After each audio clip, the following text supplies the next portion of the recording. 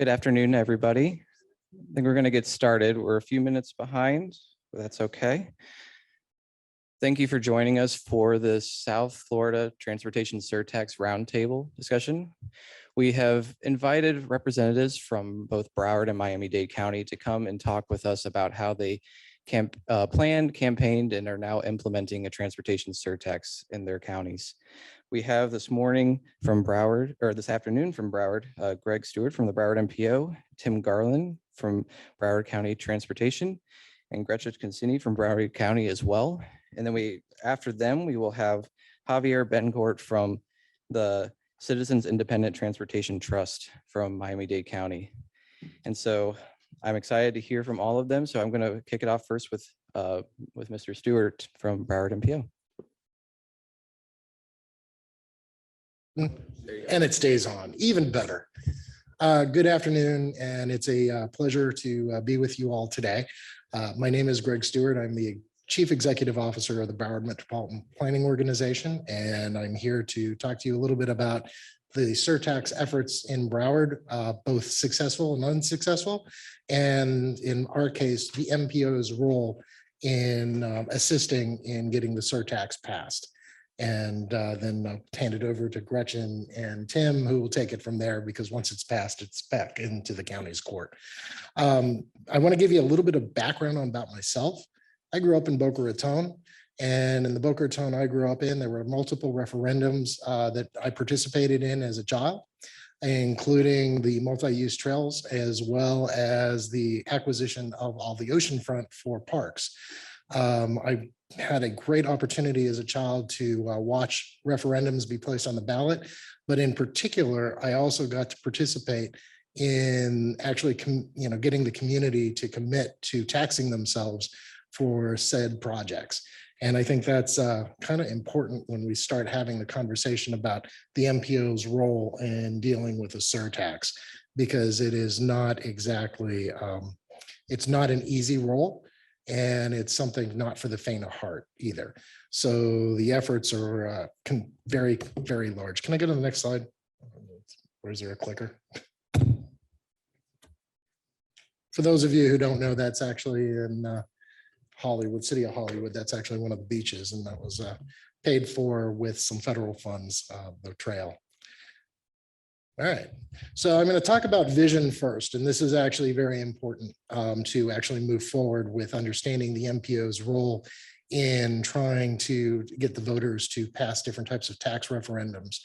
In 1972, the Broward Area Planning Board, which was the precursor to the MPO, developed a vision document for the way Broward County should look, both on transportation, land use, governance, as well as dealing with water, sewer, and so forth. The plan itself actually can hold about 2.4 million people. Broward is just shy of 2 million at this time. And that plan actually has been sitting with the Broward MPO since its conception in 1977. We actually freshened it up, called it Vision 2100. So that way we have a plan moving forward and looking at how the different increments of funding can help build the plan and ultimately the vision that Broward County was actually designed to be.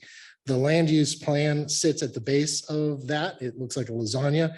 And then as you build up, it goes into densities and intensities of the different parts of the plan where we anticipate the highest levels of growth. And sitting on top of it for today's conversation is actually the transit systems plan that we developed. It is, like I said, a vision to 2100. So I always look at this as a plug and play model for our partners at Broward County. As they implement whatever route they choose to go forward with the surtax, this plan actually can sit with them. Our 25-year vision, actually, when you get out of the 100-year vision, you go to the 25-year document. That's the Metropolitan Transportation Plan. This is important because this is part of parcel of communicating to the public, not this just long-term vision, but what the next 25 years will look like. So the 30-year surtax, if you go that route, will actually sit underneath your MTP, bridging a vision and your metropolitan plan. And ultimately, the reason why our MPO got involved with even dealing with a surtax is the 5-year TIP.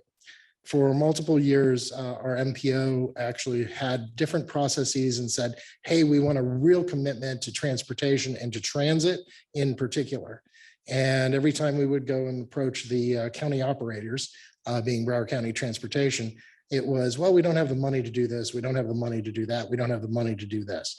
And, you know, from a planning perspective, there's a lot of money at the federal government, obviously, but operations is the most significant thing. And there just wasn't money available for operations, not just of the transit system, but also the traffic signalization program and all the rest of the surface transportation stuff that was very concerning to us to move forward to get to the 2.4 million people that we believe the county can support.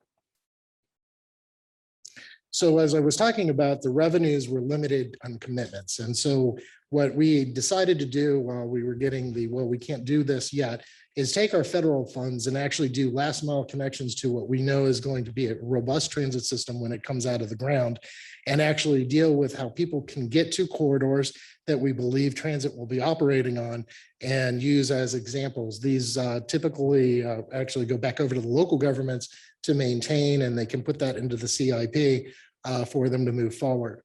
We also had a little bit about that funding issue, again, being limited. So there's even on the federal side, and now the infrastructure bill is going to help, but we also had tactical urbanism stuff that we also do with our communities, where we go in and paint the streets temporarily just to see what it was going to look like, how it was going to feel. This is actually at a walk to school event where we were actually painting the ground for the crosswalks. But a great example of a tactical urbanism project that turned into an infrastructure project is the Gulf Ocean Mall A1A project. It was originally built as a 6-lane facility. It was proved to be unnecessary at 6 lanes. We narrowed it down to 4 using paint and restriping. And at that point, we showed and demonstrated that that road could actually handle at that 4-lane. And we came back in with federal dollars for infrastructure and narrowed the facility down. It actually has created a huge economic boom along the storefronts in the Gulf Ocean Mall area. If you look at the Surtax and things that we can do with the Surtax, that's going to be where Gretchen and they're going to talk a little bit about that. The big picture for us, this is Wilton Drive. This is a state facility as well. We just won a federal award for this particular project because not only did we take the facility down from 5 lanes to 2, we also increased the throughput on that facility by 30% and also eliminated hazardous crashes completely. Since this was done, there has been no one killed in this segment. I'll keep knocking on wood. And, you know, as far as the pedestrian and bicycle crashes, they're down by 80%. So it's a significant area at night. There's a lot of activity here. So this was actually one of the great prides.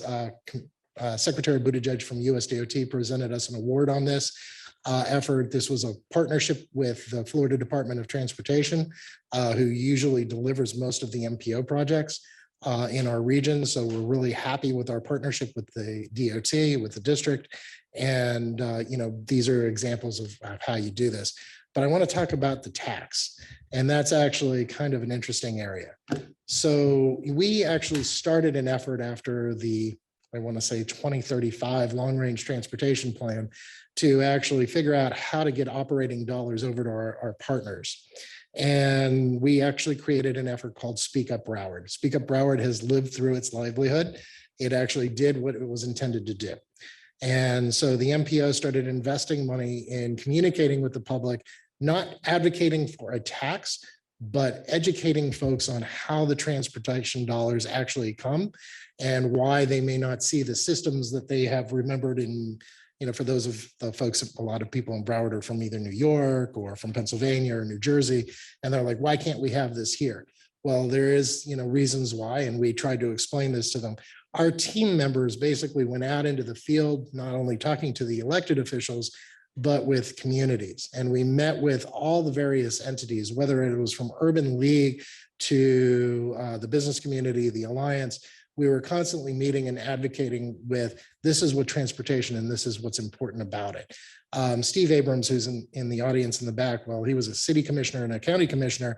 Now he's with Tri-Rail, and it's always a struggle just to have a regional system operating because all 3 counties are operating at different tax rates.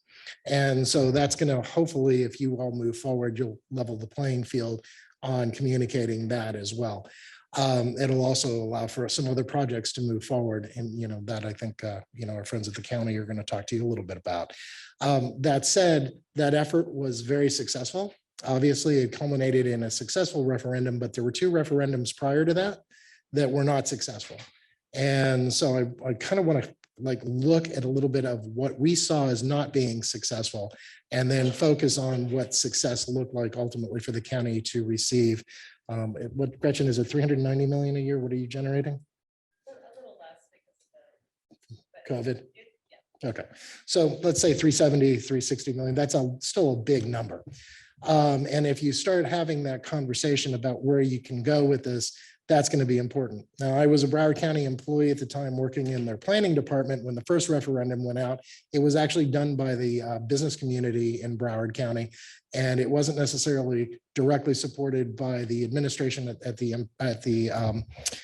county, nor was it actually supported by a lot of different folks. So that referendum went out, it failed, but we learned a lot of lessons from it. And so we at the MPO took a strong look at why that failed, with focus groups and interviewing just the citizens on the street to understand what their concerns were and why they said, hey, we didn't want to do this.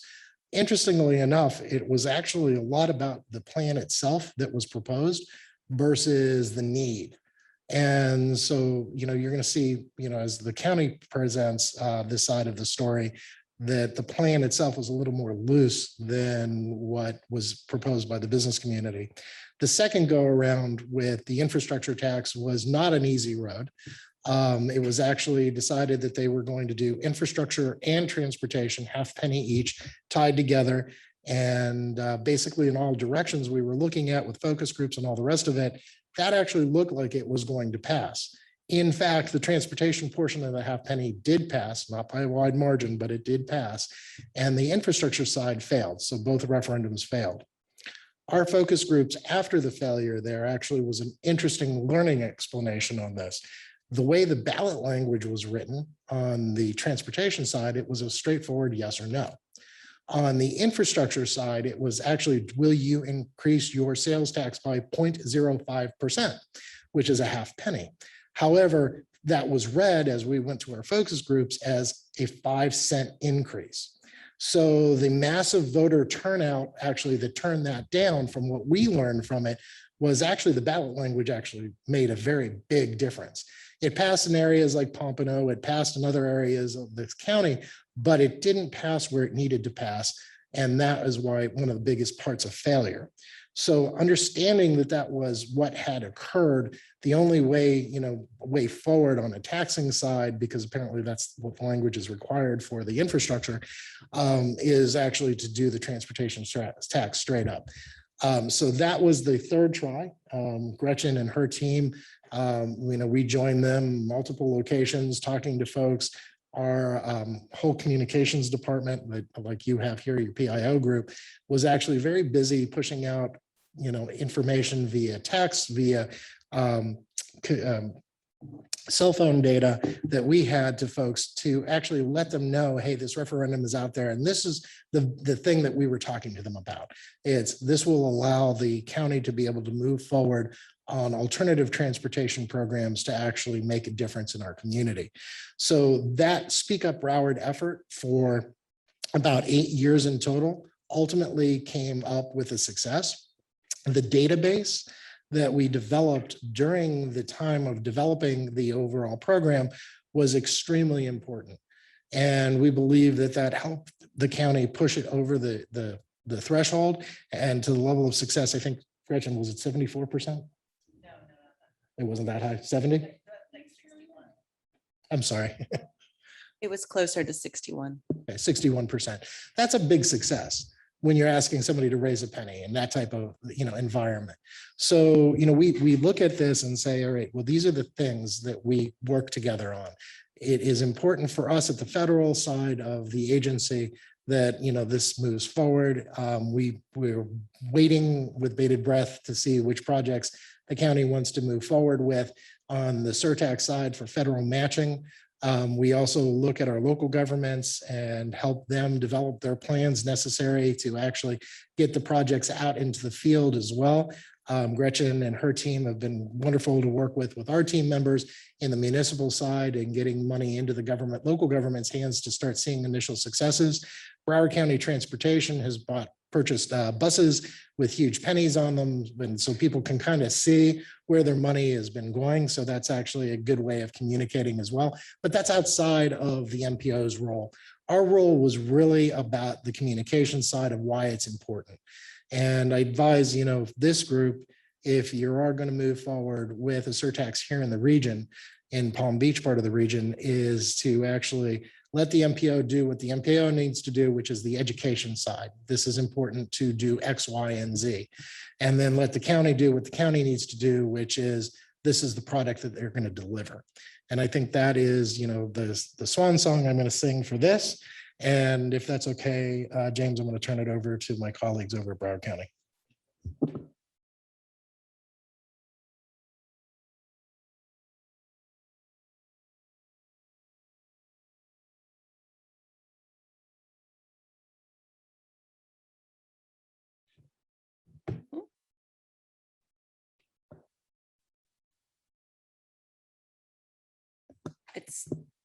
It is? Okay, wonderful. Good afternoon. Thank you so much for the invitation. Again, I'm Gretchen Cassini, and I'm here with Tim Garling from Broward County Transit. I think that actually Mr. Stewart covered a lot of some of our initial slides, so I'm going to try to move pretty quickly through those. As Greg mentioned, the 2016 effort, which was half for infrastructure, half for transportation, was not successful. And so in early 2017, the Board of County Commissioners amended their overall strategic plan to include a pursuit of a full cent for a sales surtax. This was the actual language of their goal in their commission strategic plan. And we did have, which I think is extremely important to point out, Greg alluded to it initially, but it was not unanimously supported when they went out in 2006. And having that unanimous support from our policy body was incredibly important, I think, to the overall effort. There were a lot of things that were happening at that time in 2017. We had several presentations from statewide research groups that indicated that if we didn't do something dramatic with respect to public transportation, including paratransit, that we were really going to have an issue, because the general fund contribution to our transportation department, as Tim is going to talk about with you in just a moment, was continuing to increase. Sometimes during the middle of a fiscal year, we would have to come back seeking additional money because of the demand growth, especially in paratransit. So at this point, I'm going to turn it over to Mr. Garling.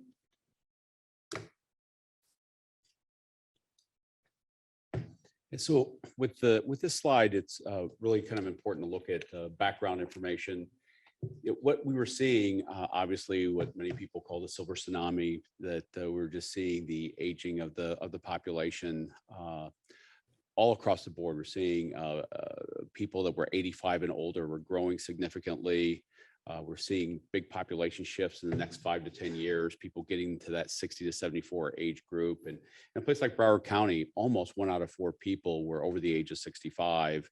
And with lifespans lasting longer, people were living longer and longer. So that did turn attention to public transportation. So it's not just sort of the demand response or special transportation, but all transportation ends up helping an aging community, lets people stay in their homes, have some dignity, still participate in society, get around to do the things that they need to do. But for those who can't, we had a paratransit type system. We call it TOPS, but that's that door-to-door service. And those services are extremely expensive. So facing this future of increased numbers of people who are aging, meant that we're going to be facing some significant fiscal issues with the paratransit system, and we need to figure out a way to get some kind of sustainable funding to get there. And we also had a very popular community shuttle programs. These were local, smaller mini buses in each of 18 municipalities in Broward County that connected to the fixed route system, but basically made fixed route trips around the neighborhood to help provide service. So there were a number of things that public transit could help address to kind of deal with those issues. So that was just one issue. So what the community was saying to us is that they certainly wanted better public transportation. They wanted better coverage. They wanted more reliable service. They wanted to see more public transit available, more frequency. Paratransit, we talked about that, and community shuttles were all part of it. But we heard almost every time we went out and talked to people, the biggest issue in Broward County was traffic congestion. Signal synchronization. It was just hard to get around the county, and that's something that the public wanted to have addressed. Bicycling, more and more people are bicycling. Pedestrian, that needed to be safer. We needed to have specific bike lanes and paths, pedestrian amenities. That was just going to be part of what the future would look like. More greenways, more open use, just adding to the livability of the area. And then, of course, we ended up with, on many of our routes and roadways, flooding and drainage issues from rain. So there were a number of issues that the community wanted addressed. So we worked hard to build a 30-year project-based plan, not sort of based on money, not based on promises, but actually get down to the work of making a plan. So, we worked off of the, both Gretchen and Greg have talked about the prior initiatives. That was a starting point. We worked off of that, but we developed a financial plan that really looked at a flexible multimodal future that could sort of withstand the population increases, that could increase our safety and could deal with innovations. We spent a lot of time figuring out very detailed, all 30 years of a plan on what we would do if we actually had this kind of funding available to us. So it was very intense. And one thing to take stock of is that the future is not like the past or the present. So we put money into the program to look at innovation. Despite our best efforts of making a plan, we know that things are going to change in the future, and we needed to stay up on it. And we built that kind of flexibility into the plan and into our thinking. I'm going to talk about a little bit about some of the building blocks and some of the things that we looked at with this 30-year plan. It was certainly project-based. It was in collaboration with subject matter experts. We looked at what other people had done throughout the nation. We got input from local municipalities. We invited municipalities to submit a comprehensive list of transportation-related projects, no cost limitation, but we asked them what projects needed to be done in their communities that we could include as part of this 30-year plan. This whole effort coincided with the MPO's 2045 plan. And, so I think that's all important. We were looking at both the county transit system and those things that the municipalities felt they needed in their areas to help make a total transportation network to put that together. The cities updated and reviewed and refined this project list, and we had many meetings to discuss that. And the result of that was some $2.8 billion across 30 years of projects that these local municipalities wanted for their infrastructure. But of course, all the money doesn't come at one time. So there was always going to have to be an issue of prioritization, but that kind of defined the projects that needed to be done. Continue on, the extensive outreach occurred in 2018 to get outreach from the public about the projects and educate them on our proposed plan. Really important that we got the word out, and we spent a great deal of time doing this. One of the other issues that we had to deal with was a performance audit by OPAGA, the Office of Program and Performance and Accountability for the state. And I ended up spending quite a bit of time on this particular issue, almost 3 months. It was looking at all levels of how we were going to deliver service. They looked at our organization charts. They looked at our financial controls. They looked at our capacity to actually implement projects that were available. They looked at a number of factors. So it's an important piece, because the results of this audit actually had to be published in advance of the sales tax referendum for the public to see. And we came out with a very good report, and I think added just one of the pieces, but added to public confidence that our county had the ability to actually implement the money if we actually got it. The county commission determined that after the passage of the referendum, certain projects would be prioritized by the MPO. So we had all those projects, but you couldn't spend all the money in 1 year. So there had to be some effort to prioritize. So we sought out the help of the MPO to do that. So kind of to summarize a little bit, we wanted to design a local transit system that was going to be reliable, responsive, and accessible to the public. What we knew part of it and what we had in the plan was light rail was going to be studied and going to be in high capacity corridors, where it could really do some good.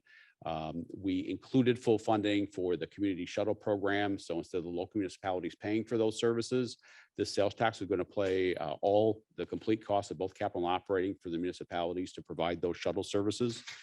And even expanded services if necessary.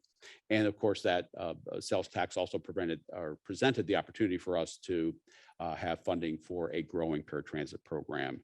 And certainly east, west, north, south connectivity, a big deal. We needed to get people moved across the county, north and south, east and west, but you also had to have a network that could move people around. So it was really a plan of total mobility.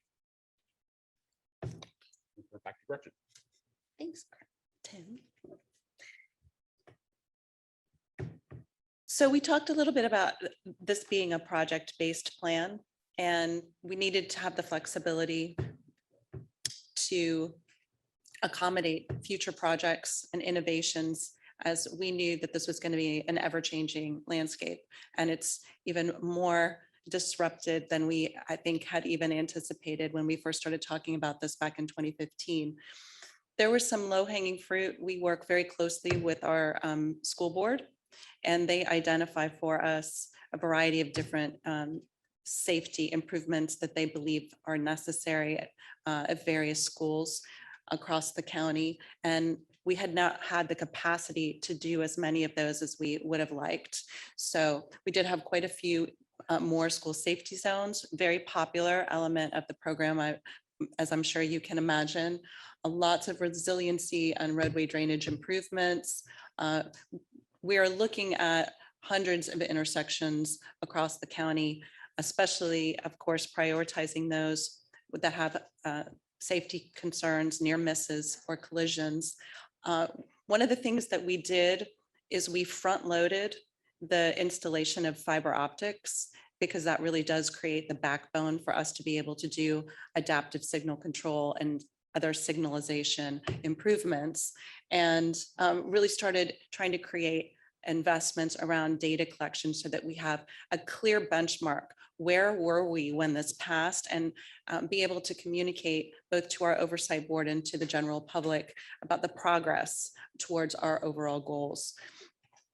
There were approximately 476 roadway, traffic, signal, bridge, and safety improvements that are actually managed by our Department of Public Works, which is not represented here today.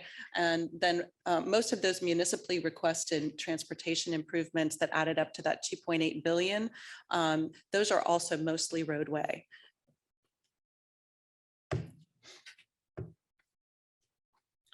So, wow, I don't know what happened to this slide. All right, this slide is not as was intended. So I am going to try to read it to you, since I don't know what happened in translation here. There were 5 major goals of the transportation surtax. It was to create connectivity, to improve transit service, traffic system management, which is alleviating congestion. We really wanted to look at ways to enhance multimodal options. And then there was a really important component of this program around economic development and benefits. So keeping that local dedicated source of revenue moving throughout our community, improving the lives of the people who are paying that tax, and also trying to ensure that we were investing in our local small businesses. So the regulatory framework that we used for the program, of course, it starts off with the ordinance. We also had an interlocal agreement among all of the participating entities. So we have 29 of our 31 municipalities that are participants in the Transportation Surtax program and the MPO. So the county, the MPO, and our 29 municipalities entered into this interlocal agreement prior to the vote. And then, of course, once it passed and we started to try to operationalize the program, it was clear that we needed to make a few tweaks to that. And we've continued to do that as needed. And then, as Greg mentioned, we have an interlocal agreement with the MPO to prioritize municipal capital projects, of which there are many, many. And they have an annual process that looks at both the projects that were in the original plan that went to the voters, as well as offers those municipalities that are participating a way to apply for new projects. So we didn't have a lot of time to do our educational campaign. And so it really required a significant ground game. I wanted to give you an idea of what a piece of educational literature looked like. We had a lot of flyers, pamphlets, and we did do a great deal of social media and electronic communication from an educational perspective. On the left is the actual language that was on the ballot.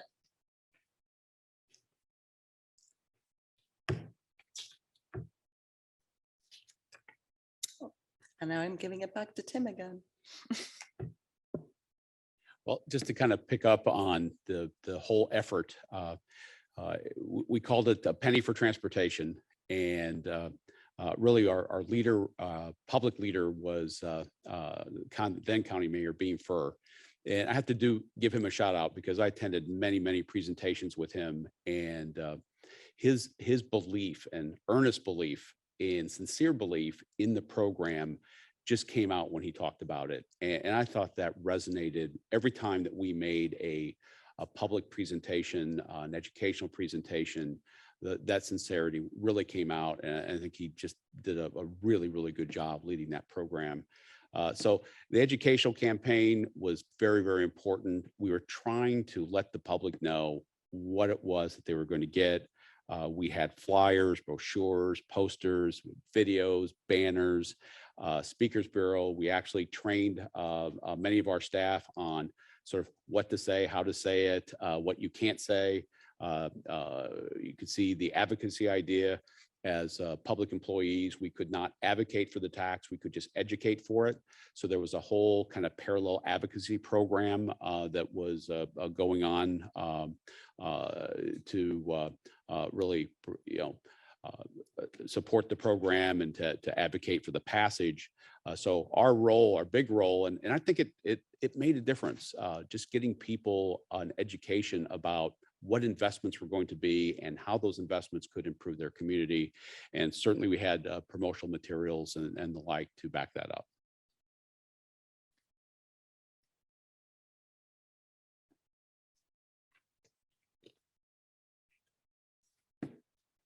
So back to Gretchen.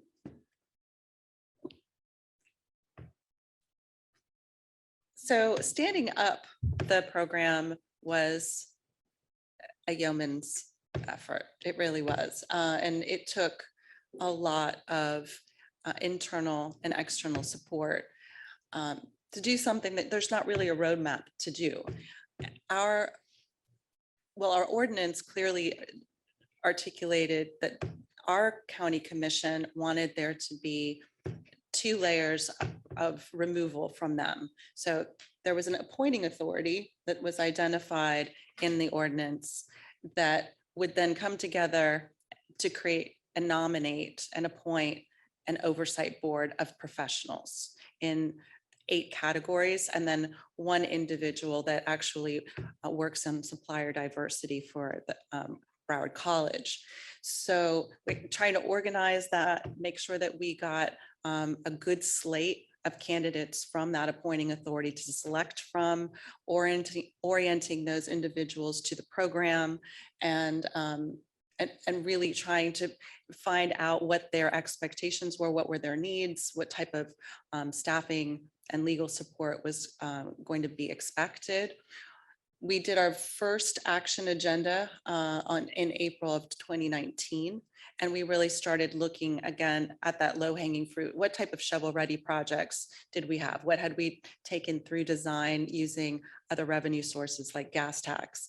At that same time, running parallel to that, there was a significant effort to negotiate our Surtax services agreement with the MPO to look at all of the municipal projects that had been submitted. And then a lot of outreach, because you can imagine when something like this happens, there's a lot of interest from every corner of your community, from business leaders to HOAs to all different types of vendors.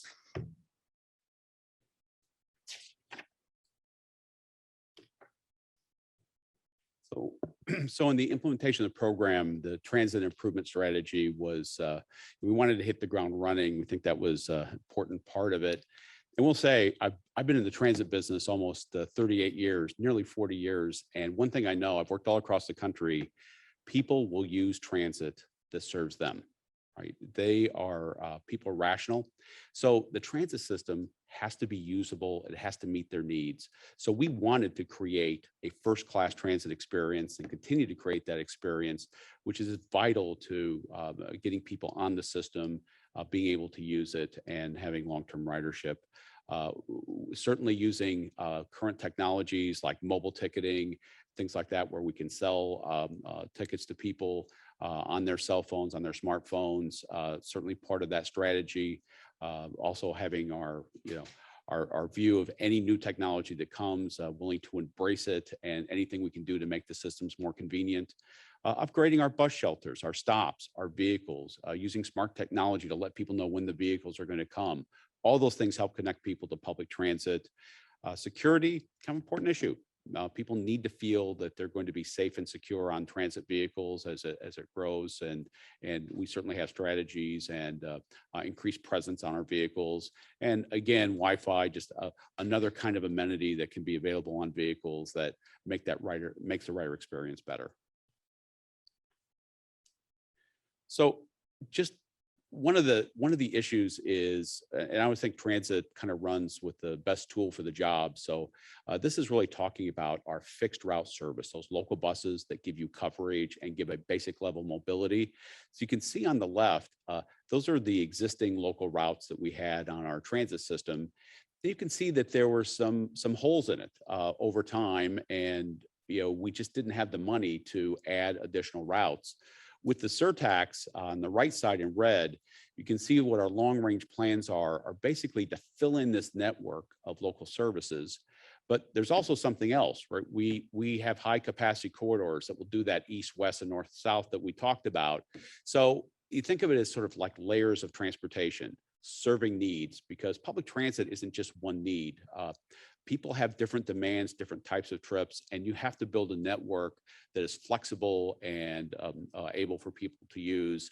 And as we kind of look to the future to put that all together, you can see that we are building that basic level of mobility, for our system.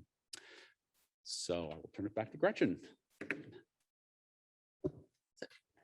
So as you can imagine, there is a great deal of public interest in the program. The Oversight Board asked that we create both an internal and an externally facing dashboard about all of the various different types of projects. So it was something that was easy, accessible, very user-friendly.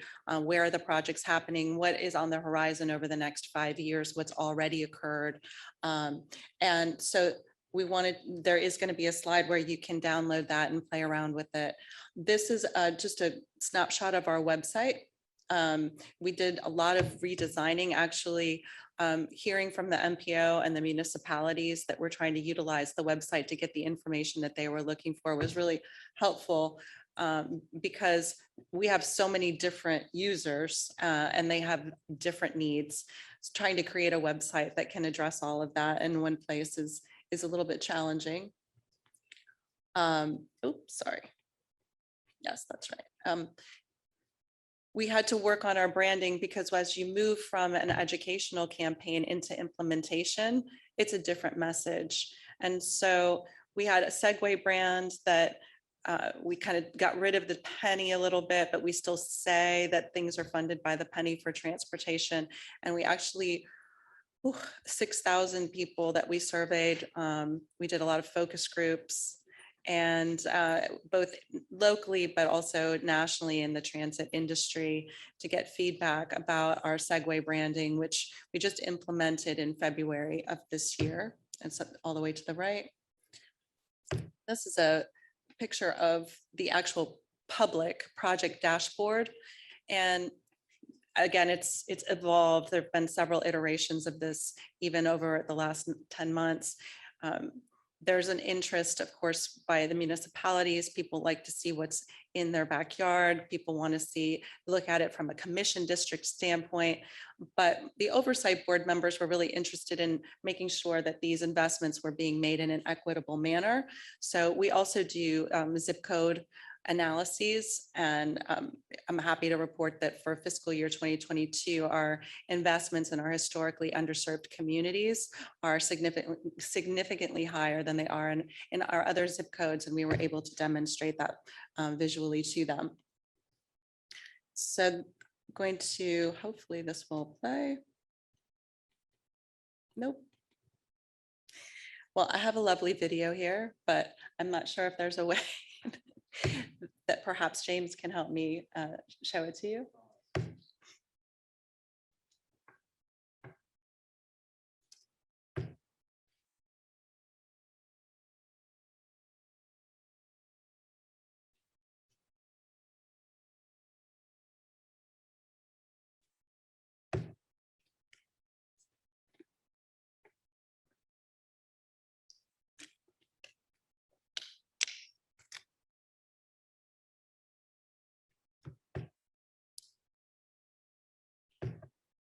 Okay, so definitely not the video, but you are welcome to go onto our website and check out the video for yourself. It's there, it's easy. We have a 1-minute version. Oh, there we go. 2 million people at the beach. 2 million people at the beach, on their way to work, headed to see grandma, constantly on the move. Each of us may be headed to different places, but we all face the same challenges going from point A to B: congestion and safely getting to where you need to be. In 2018, Broward County residents voted to do something about it, approving the Penny for Transportation 30-year plan. Using discretionary sales surtax, we would take mobility challenges head-on. Today, the plan is not just a plan. It's a program of smart projects that will innovate the entire county. MAP Broward projects will create connectivity, improve transit service, manage traffic systems, enhance multimodal options, while ensuring economic development and benefits. MAP Broward will improve technology and deliver transportation solutions intended to relieve congestion and create safer commutes. To make our morning drop-offs safer. To make the commute to work easier.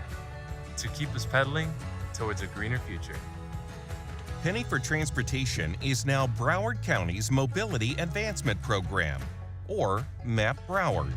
Covering 16 project areas, MAP Broward's projects include electric and hybrid alternative fuel vehicles and upgraded amenities in transit service, resilience projects that upgrade road and bridge improvements, traffic management systems that utilize fiber optics to react to traffic flow in real time, and other mobility enhancements that make walking, biking, and enjoying your community easier and safer.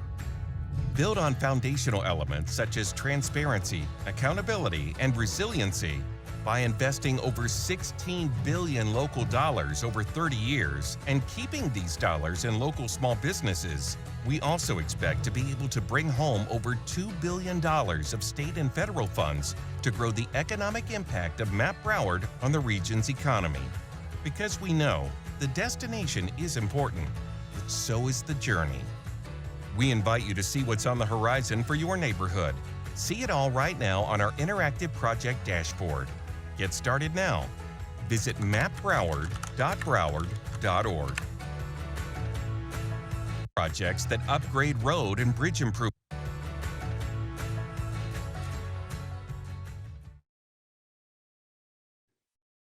It's always dicey when you try to show a video. I've never had it work properly. So our last slide was just some other information about our social media handles. And if you're trying to connect with us or get information, feel free to email me directly. You don't need to use Map Social. And I think we'll do the Q&A and discussion later. And it's time for me to turn this over to Mr. Betancourt, I believe, right, James? We are actually going to open up Q&A for the Broward panel. All right, great. Mr. Chair, if it is all right, I would like to have the board, if they have questions, provide them. And then there's representatives from Palm Beach County in the audience. If they have any questions, then we can invite them to the podium as well. So starting with Mr. Chair. Thank you for the presentation. I think that was certainly very educational. You point out something that obviously we need to come to grips with, which we can do education, but we can't do advocation. That's a word, can't advocate. So what did you do to create this advocacy? Who handled that responsibility, and how did you bifurcate that from the educational component that you could still fund? It's an excellent question, and it's actually a really complicated answer because the business community had been engaged and very involved in the 2016 effort. And so they already knew that the 2018 effort was going to happen. And we have an entity, I believe you have one here. It's very similar. We have the Broward Workshop, we have the Alliance, we have several chambers, and they all got involved, and several large companies that obviously seek to benefit from having a sales surtax like this really took the lead. And they stepped up. They work on these types of initiatives, these very large international global companies. So they understand how they operate, and they brought the money. They did fundraisers. And what we did is we had a team of external consultants that we hired to help us with the educational campaign. And those folks would then get periodic updates about what the advocacy campaign needed. So we wanted to make sure that everything was very seamless, that what the advocacy campaign was putting out complemented what the educational campaign was saying. And our lawyers would evaluate every single piece of information that went out on our program to make sure that it never crossed that line into advocacy. And it was just a matter of having a good line of communication into the PAC so that we understood what was happening, and we were again being consistent in our messaging. It sounds like it's a decentralized process of creating the advocacy. Did you have a centralized political committee or some entity that took responsibility for coordinating all those different advocates? To some extent, there was more than one group that was engaged in doing advocacy, but they did coordinate with one another. Thank you.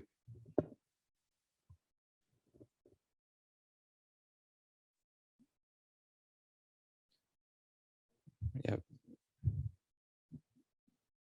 Thank you. I've actually got a couple of questions, and to pick up where Mayor Weinroth led off with regard to the advocacy, did you all form a political action committee, or were several political action committees formed? How was that done? There was a main political action committee that was formed, and then there was another group, and I can't speak to whether or not they formed a political action committee, but it was a loosely held together group of local individuals that were putting out information using their own funds and their own efforts to be able to actually say the words "vote yes." And for the educational campaign, two questions there. Where did the money come from for the educational campaign? General fund, General fund? yes. And you say that your lawyers reviewed every bit of literature, whatever, to make sure that it wasn't crossing the boundary of into advocacy. And we say your lawyers with the county attorney's office, or? Yes, sir. Okay, all right. I'd also like to ask about the OPAGA review. That's a requirement of state statute. After you go ahead and you decide to move forward with this and you adopt the ordinance, and you've got your plan and everything else, by state law now, the program would need to be reviewed by OPAGA, which is an arm of the legislature. And then their report would come out shortly before the election campaign. Obviously, if their report came out negative, that would doom the election campaign, I would think. So the question I have with regard to the OPAGA review is, what are they reviewing for, and what do you think if Palm Beach County elected to go forward with the Surtax initiative? What do you think that Palm Beach County would need to do to better prepare for the OPAGA review? Well, because we were the first ones, we were the guinea pigs for the state. I'm not sure if the process would still operate the same way that it did for us. And I definitely want to give Tim an opportunity to speak to this as well, because he spent hundreds of hours, maybe more, on the transit side of that audit. OPAGA hires, obviously, an independent audit firm. They had at least a dozen people working on our audit at one point, and they did on-site visits. They also had us transmit voluminous amounts of materials to them through electronic means. We had a team that was dedicated just to dealing with this audit. We had senior executive leadership from transit, senior executive leadership from our public works department. And then we had our CFO, our budget director, and several other folks, myself included. I basically was the coordinator. And they looked at, as Tim mentioned, your current operations, all of your systems. So your financial systems, your project management systems. They came in and they sampled particular projects, and they would get into detail on how the projects were managed, whether they were coming in on budget, on time. They looked at a variety of different enterprise-wide systems.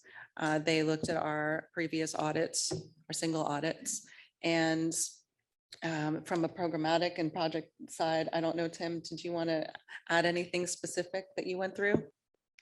Yeah, I think one way to look at it is they were very much interested in the capacity of the organization to deliver on investments. So they looked at our organization charts and asked us a number of questions about who the people were in the org charts and their capability to deal with a much bigger program than what we had we thought about it. They looked at various other, we're in the transit business, so the federal government does a triennial audit of the transportation agency. They wanted to see that. So they wanted to see, and they were looking for any comments or anything that any other reviewers had given, and how we reacted to it and how we prepared for it. So it was pretty important, I think, that that we had senior level of leadership, Gretchen, and I spent a lot of time with the auditors, making sure that they got the information that they were asking for. And as Gretchen said, we were one of the first ones, if not the first one. And we're kind of, we're kind of learning as we went along, but they wanted to see expenditure information, financial control procedures. It was really, I've been through various federal audits for a long, long time. It was the most extensive audit of performance, management, and capability I've ever been through. So taking it seriously and making sure that staffing, senior staffing, who can actually deliver and explain and present information to them, I think is critical to making it go well. And I would be remiss if I didn't point out how much time they spent on the actual plan itself. So they really went through every layer of the Surtax plan that we were preparing to present to the voters, and asked a series of questions about some of our assumptions there as well. Vice Mayor Reed. Thank you, Chair. So were there any other parties that were considering putting a penny to work tax at the same time that you're working on this over the 8 years that it went through that could have been competitive on the ballot for that penny? Not that I'm aware of. All right, thank you. Mhm. Good. Mayor Grant, you're recognized. Thank you. So I know the pandemic, messed with everything. I'm sure your traffic went down a lot when everything was closed, and now that it's coming back up, what are some of the metrics that you use for traffic management? Is it the time for distance travel, or that's kind of what I'm trying to get more information. How does the fiber optics help with the traffic management, and what metrics are being used? Well, it's a great question, and it's a question that I get from my oversight board members a lot.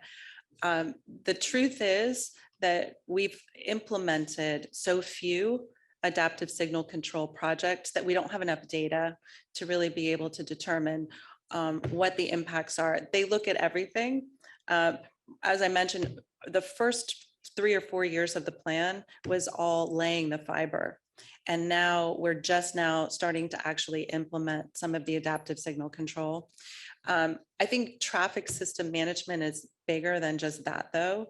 A lot of the efforts require collaboration between our traffic engineering division and FDOT.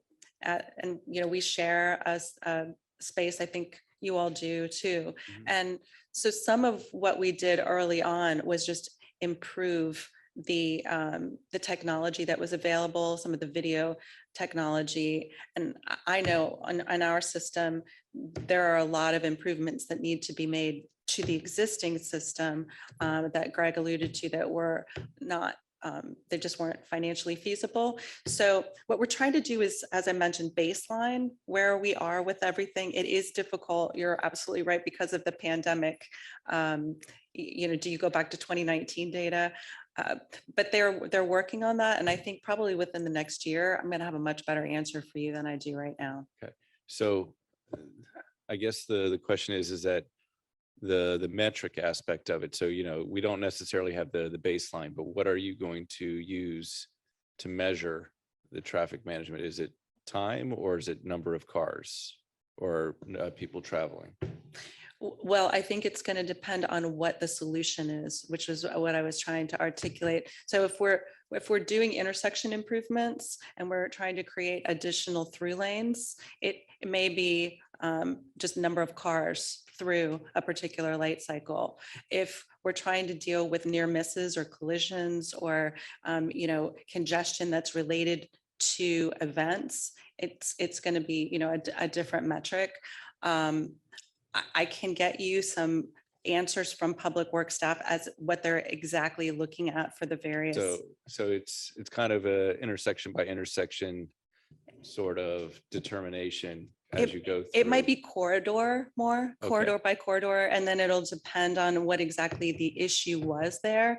Because I know with some of the places that we're implementing adaptive signal control, the engineers are telling me that's really appropriate when you have very, very divergent volumes. But when you have congestion all day long and there's no real change in the volume, it's not going to work. Right. So you have to come up with different strategies, and you may have different metrics as a result. One of the things that, you know, we're trying to do here is a separated bike lanes. Is, you know, is that been included in the, I guess, map Broward as well? Well, initially in our plan, we had a lot of greenways, and we did have some separated bike lanes and multi-use paths. What we're struggling with right now is what's eligible under the statute, and a pretty strict interpretation of the statute. So those types of projects have to occur as part of an overall roadway project. But yes, we are looking at that. All right. And then the other thing I have written down is the fatalities. Is that something that it is more reactive than, I guess, proactive? Like you're not trying to prevent, I guess, if there's been a death within the past year, 5 years, 10 years, are you also including that in all the data that you have? Well, safety is a huge component of it. And yes, we are trying to improve the safety, both of, vehicular and, non-motorized. That's a huge component of our overall program. A lot of that has to do with collecting good data. I think I mentioned to you that we're about to embark on a near miss study so that we're not just reacting to fatalities or crashes, but also almost. And yes, we're planning to invest Surtax money in improving safety. The next I have on my list is equity. It's kind of like, I'm not looking at where the money's coming from, but where the money's going. And is it shown that it's more equal or to areas that are underserved?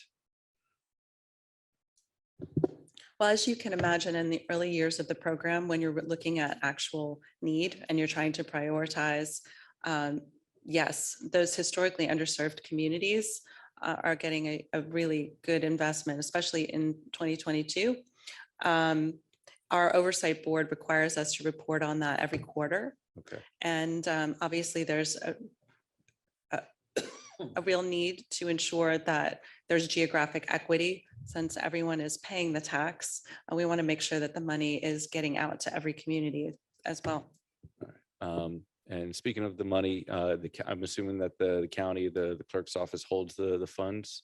And how does the distribution works? And are you partnering with municipalities to giving them the funds to implement their projects in their municipalities? So actually the county holds the funds. We have our budget office manages and separates them. It segregates them into the trust fund. And then once the MPO recommends municipal projects for funding to us and the oversight board approves it and the commission then appropriates those dollars. What we do, the strategy that we're trying to employ is once that contract for the project is completed, we advance a certain percentage of the funds, sometimes 100% of the funds, and the municipalities actually manage their own projects. But we don't allocate just a percentage of the funds. It's project-based. Yeah. And so I guess, does the MPO have authority over the county commission? If the MPO wants a project and the county doesn't, is the MPO allowed to spend the money or to dictate where the money is spent? Greg, do you want, I'm not sure I'm following. I can answer that question real easy. No. I think I know where you're asking. So basically we make recommendations to county staff over what applications are coming in. The county takes Gretchen and her team, takes it to the oversight board. The oversight board says yes or no. It goes to the county commission, and then our role is very limited on that side. And, you know, It's more of a advising, a recommended. it's a recommendation. It's unlike the Surface Transportation and Community Block Grant dollars that all MPOs get that are urbanized.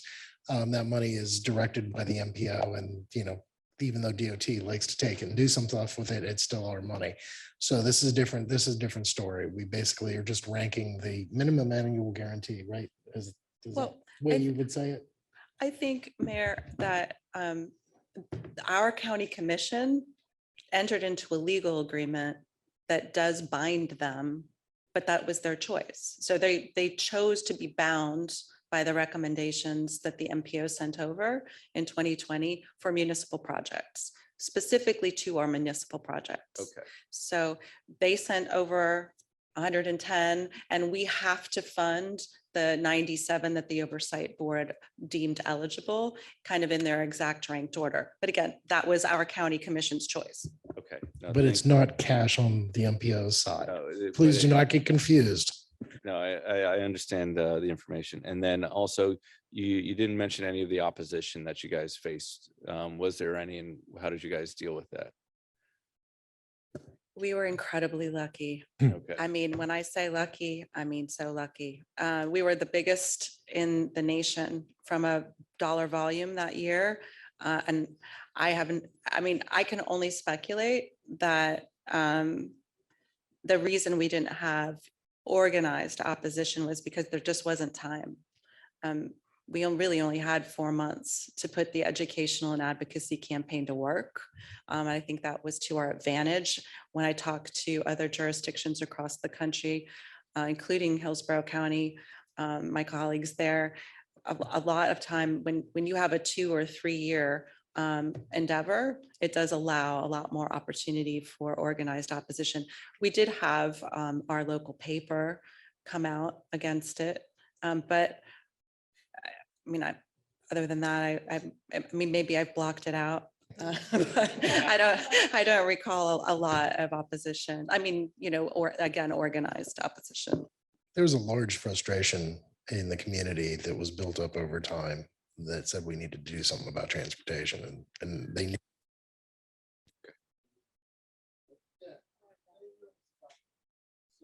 Hold on, they're coming.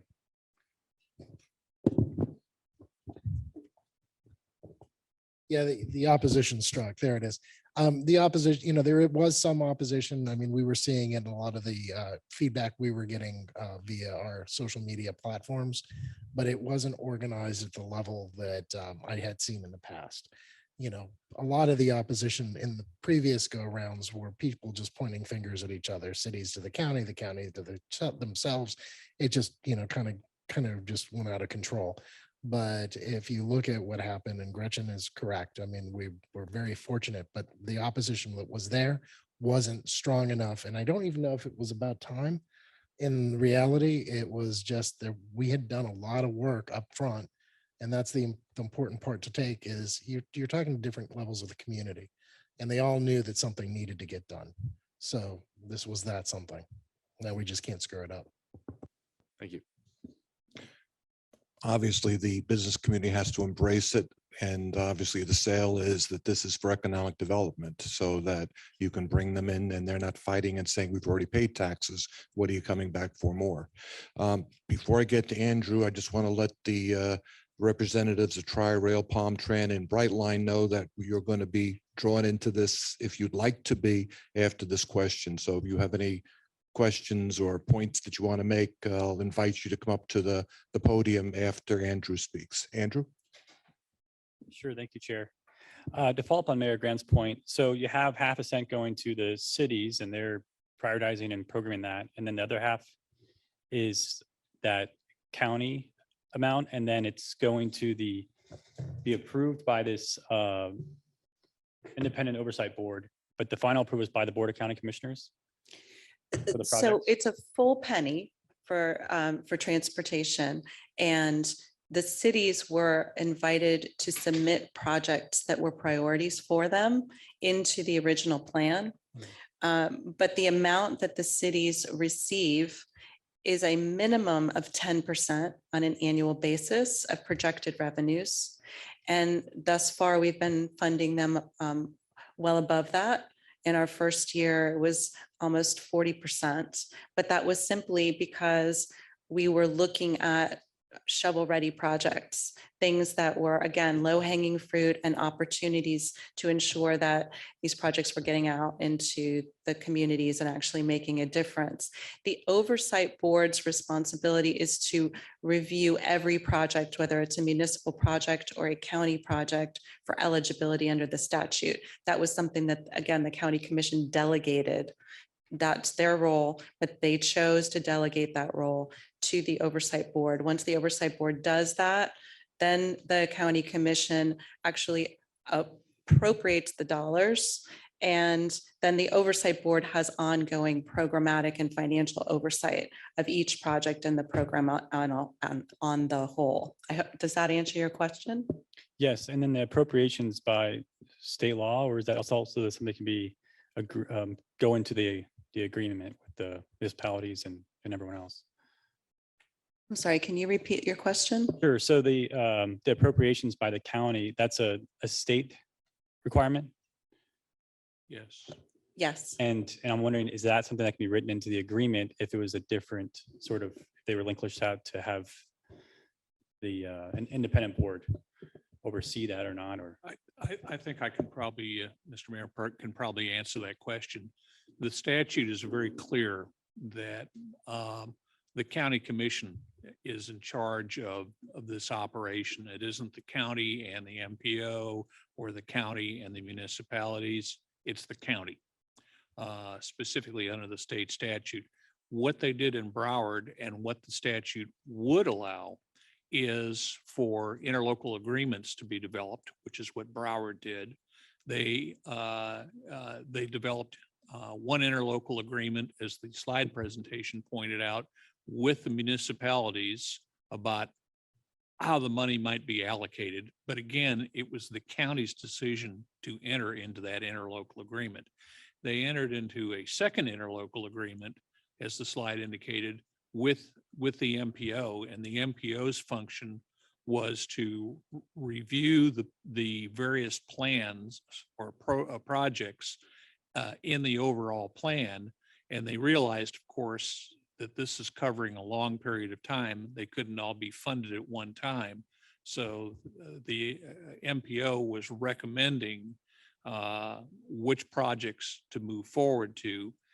That went to an oversight board, which the statute doesn't necessarily require, but Brevard County, or Broward County rather, decided to have that. And then that group, which is a group of hopefully expert decision makers, makes a recommendation to the county commission. And I hate to say this, but I suspect that by the time it gets to the county commission, it's almost kind of a rubber stamp, because you've got so much review and so much research and so much study of which projects to fund now that are being recommended by the time it actually gets to the county commission. How am I doing? You're doing pretty well. Does anybody from our three public transportation companies want to come up and say anything? Ally? No? Commissioner? All right. Got one more if you want. Just one more. One more? Yeah, thank you. All right. I appreciate it. The last one is, it looks like you went to the voters with just the goals, really. You didn't have any specific detailed projects when it came to the actual referendum, correct? So nothing was really detailed on projects. No, we had over 1,400 specific detailed projects when we went to the voters. There was a whole map of every one of the projects, both county and municipal. And in all of our educational materials, we made sure that it was clear that we were delivering a project-based plan. Those goals are just the overall program goals. Okay, thank you. All right, we're going to take a 5-minute break. We're going to truncate the break. We're a little behind, but I think we had some good conversation there, and we'll catch up with our next presentation. So we'll resume at 25 minutes to 3.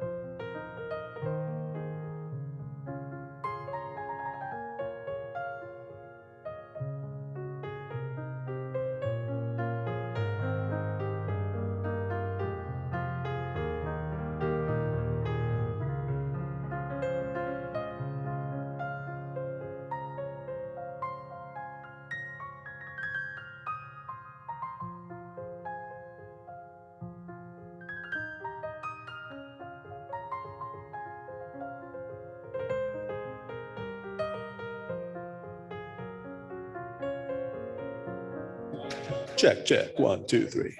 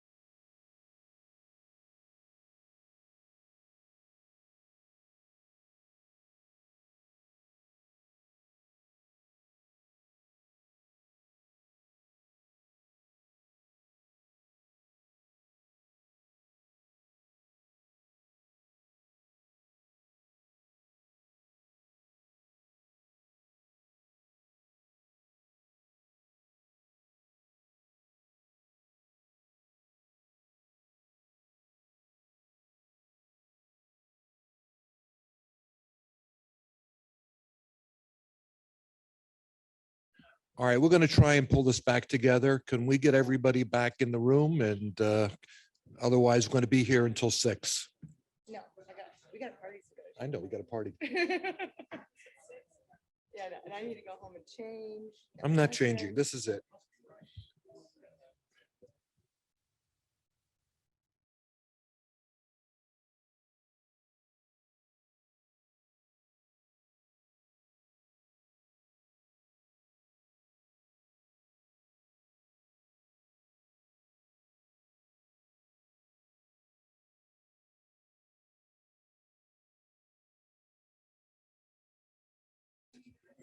Mr. Reinhardt, where are you? Let's get this back together.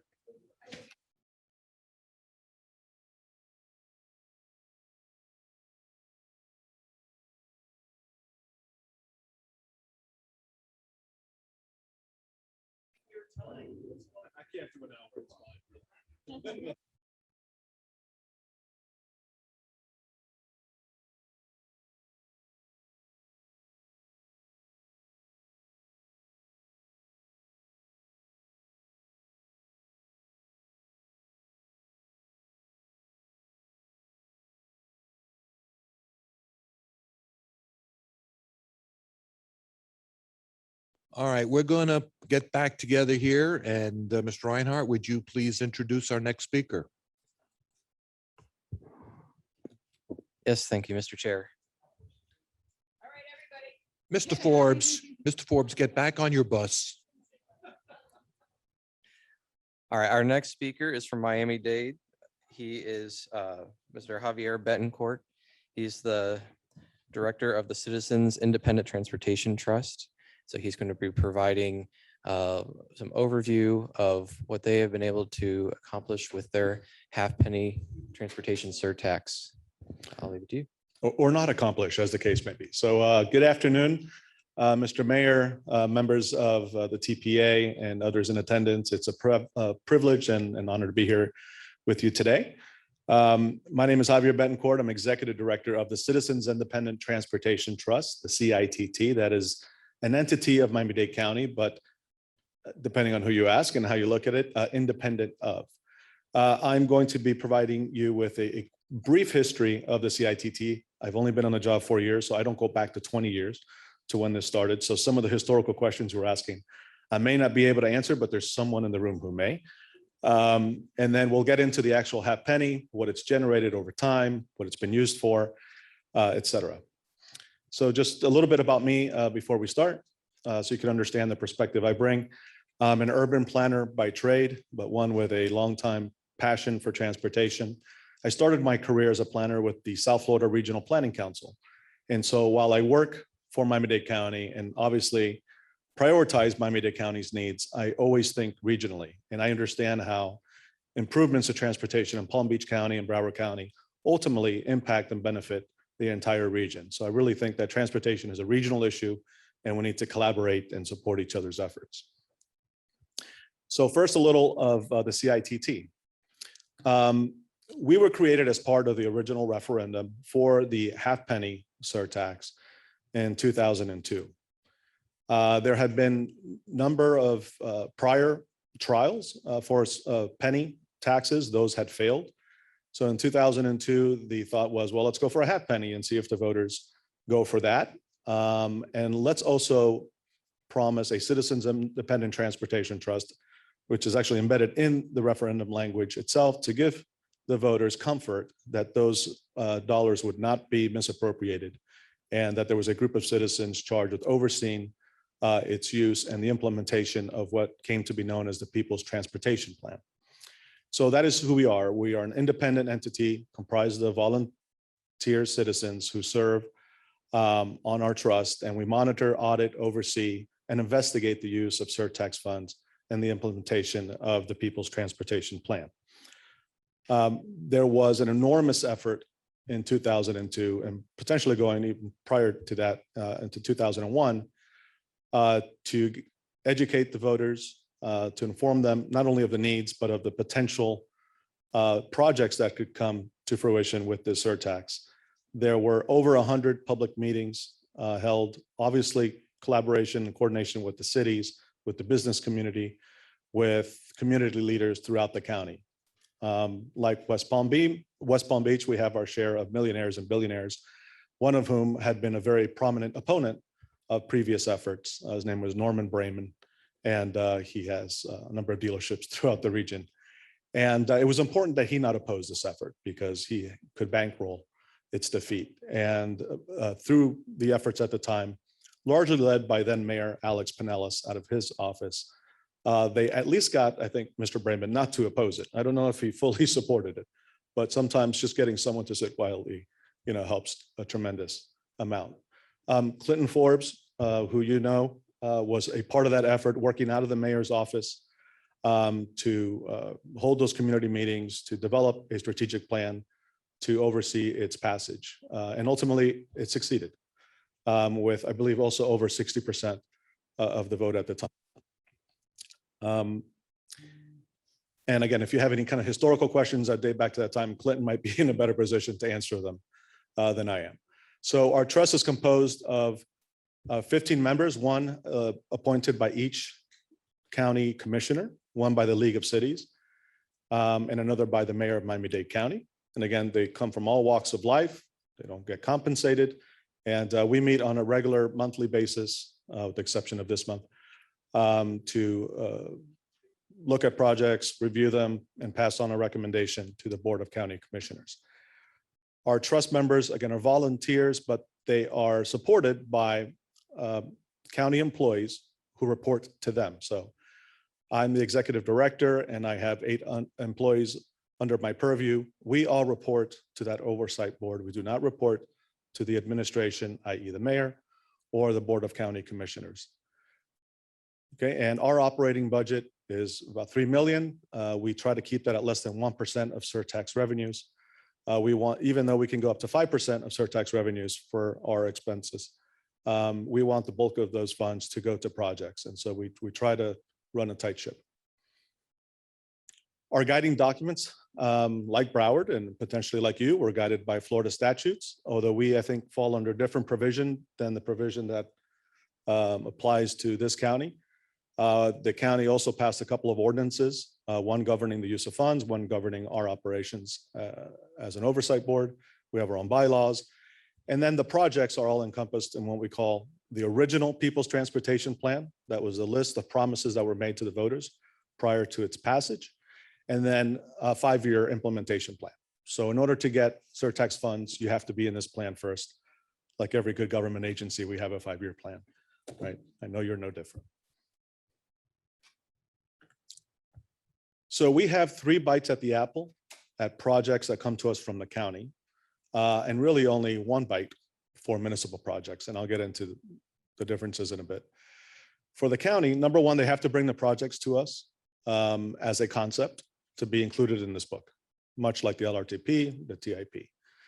Once this is approved by the Board of County Commissioners and the county is ready to proceed with a project, they bring it back to us as a contract, right? With exact dollar amounts, timeframes, et cetera. We review those as well, make a recommendation to the Board of County Commissioners, and they approve or deny it. Then on the back end, once the project has been implemented, we audit the county and the municipalities on a regular basis to ensure that the funds were spent appropriately. It's important to note that while we only make recommendations to the Board of County Commissioners, it is a strong recommendation. County commissioners can only override our recommendation with a 2/3 vote. And getting 2/3 of county commissioners in Miami-Dade County to agree to something is not always easy. With the municipal portion, and if I could backtrack here, 20% of our funds go to municipalities on a pro rata basis. So the city of Miami, which has by far the largest population of any city in the county, gets the bulk of those, I think 20 million a year. And then the cities have to use 20% of their funds for transit. The other 80% they can use towards other transportation improvements, roadways, signage, et cetera. A minimum of 20% for transit. They can use all of it for transit if they so wish. And increasingly, we find that cities are using greater percentages of their funds for transit because that's what the residents are demanding. There are also only so many times you can widen or repave a roadway in Miami-Dade County. You know, we're pretty congested, we're built out. We're not building a whole lot of new roadways in urban centers. So really, transit is our present and increasingly our future. One of the most important functions that we play is to audit both the county and all the municipalities on a semi-regular basis. Those who receive the most or have had some problems in the past, we audit every year, i.e. City of Miami. Those that are smaller receive a smaller percentage of funds or have done pretty well over these past 20 so years. We audit every 3 years, and then others are somewhere in between. So we're constantly auditing both the cities and the county to ensure that they use those funds appropriately. When we find that a city has not used the funds appropriately, we will withhold funds until they come into compliance. Or if it's something, more akin to a felony than a misdemeanor, we will actually recapture the funds and they lose it altogether. We do not have that power with the county, and we only have that power with the cities because the county has provided us with that authority. We also conduct a number of strategic planning and analyses efforts, anywhere from looking at value capture districts and special assessment districts for each of the corridors. Most recently, we asked our strategic consultants to look at the federal infrastructure bill and to do a deep dive into the amounts that we may be able to receive here in Miami-Dade County, which are substantially enhanced as a result of the bill.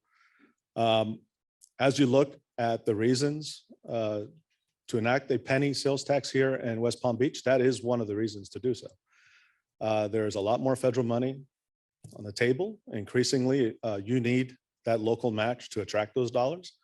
Those of us with a local match are at a competitive advantage to attract those dollars. So again, if I were just thinking about Miami-Dade County, I would be telling you not to go for a penny or half penny, because that would be more competition for us.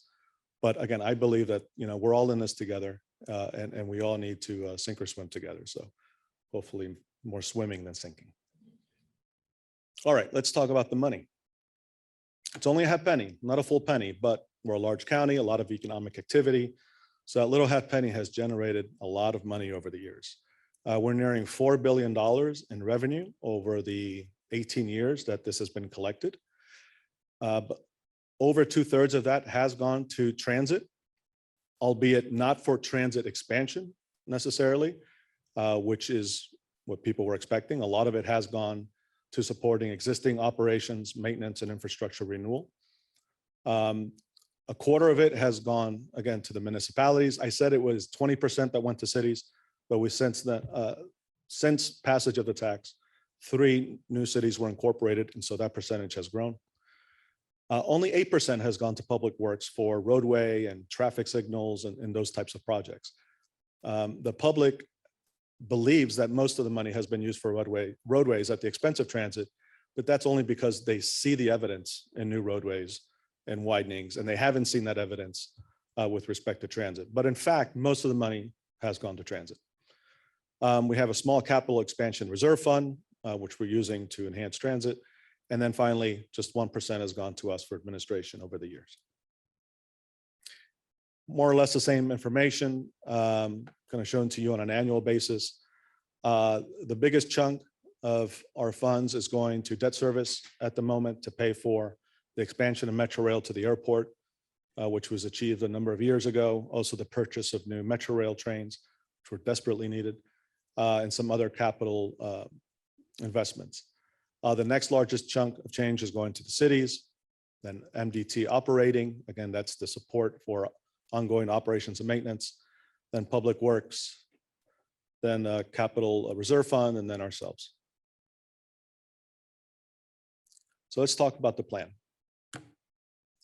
So a number of promises were made in 2002. This list of projects was generated via a combination of methods, right? It was driven by technical analysis. Projects were pulled from the LRTP and the TIP. The department submitted items. And then, as I said, there were over 100 community meetings. Community members kind of expressed the projects that they thought were important. Cities submitted projects. So after all of that effort, we ended up with what was called the People's Transportation Plan. That was attached as an exhibit to the ordinance approving the surtax referendum, which everyone still refers to as Exhibit 1. So if you ever hear of Exhibit 1, it's the list of original projects. And it wasn't just transit, right? There were promises to expand bus service by 63%. There were promises to expand Metro Rail along 6 to 8 different corridors to every corner of the county. There were promises to expand and enhance roadways and institute advanced traffic management systems. There was a promise to make all transit fare-free for seniors. Prior to then, it was fare-free for seniors under a certain income. One of the key promises, and I think the reason it passed, frankly, was we promised to seniors fare-free transit regardless of income. Fare-free Metro Mover, if you know of the People Mover system in downtown Miami, which was automated before automated was cool. The key promise was to make that free. And then there are a number of smaller, what I would call neighborhood improvement program type projects, which are essentially, I don't want to call them, let's not use that word. Every commissioner is allotted an amount to distribute towards projects within their districts as they see fit. And that is the neighborhood improvement program. So that was about 100 million that was given to each of the 13 commissioners according to a complex formula. It wasn't actually equally divided. Okay. And then very importantly, there was a maintenance of effort commitment. There was fear, and I think a reasonable fear, that should this surtax pass, that the county would simply, take the funds that they were currently giving the transit and do a bait and switch, much like the fabled lottery bait and switch at the state level. So there was a requirement written into the ordinance to require that the county continue to budget the transit department at the same level it had in 2002. That was later changed in subsequent years to add a 5%, 3 to 5% increase. So not only do they have to maintain the same budget levels as 2002, they have to do that plus 3 to 5% every year. I want to say it's 5%. Obviously to adjust for inflation, right? So progress to date. While Golden Passport was enacted immediately and very successful and very popular, we then followed that up with a Patriot Passport. So that's fare-free transit for all veterans. That one is subject to income limitations. We did expand Metro Rail to the airport. It's probably our greatest achievement. We did make Metro Mover fare-free. We also replaced all the Metro Mover cars, which were very much outdated. We have now also replaced all the Metro Rail cars. We did provide and continue to provide the cities with their 20+%. And those cities have done great things with their share of the surtax dollars, which I'll go into in a second. We have instituted advanced management traffic signals and systems to make our roadways more efficient. We have completed 3/4 of the promised roadway projects, and we're in the process of completely upgrading our bus system as well, largely using CNG and electric buses to be environmentally friendly. And let me just pause there for a second. When I say we, I just want to make it clear. We're an oversight board. We have a TPO, much like the TPA, that does the planning and prioritizes the funding. And then the Department of Transportation and Public Works for Miami-Dade County is the agency charged with building and ultimately operating the system. Those colleagues of mine aren't here today, so I may not be able to answer some of those more technical questions, but that's why Clinton stayed behind. So we talked about the municipal program, and this is clearly one of those promises that was fulfilled. We have provided them with the funds, and they have done good things with them.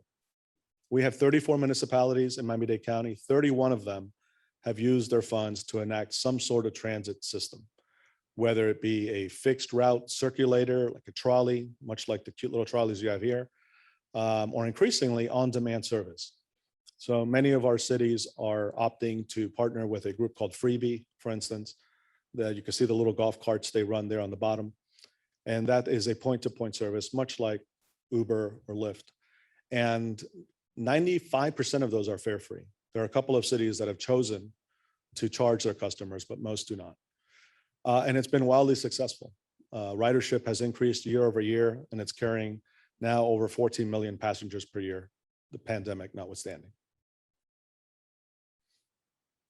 Another promise fulfilled, again, was the promise of new, expanded, enhanced roadways. 74% of those have been completed, and most of the others are in some state of progress. And now we could talk about the unfulfilled promises, or what some would call broken promises. One of the key promises of the PTP was enhanced bus service.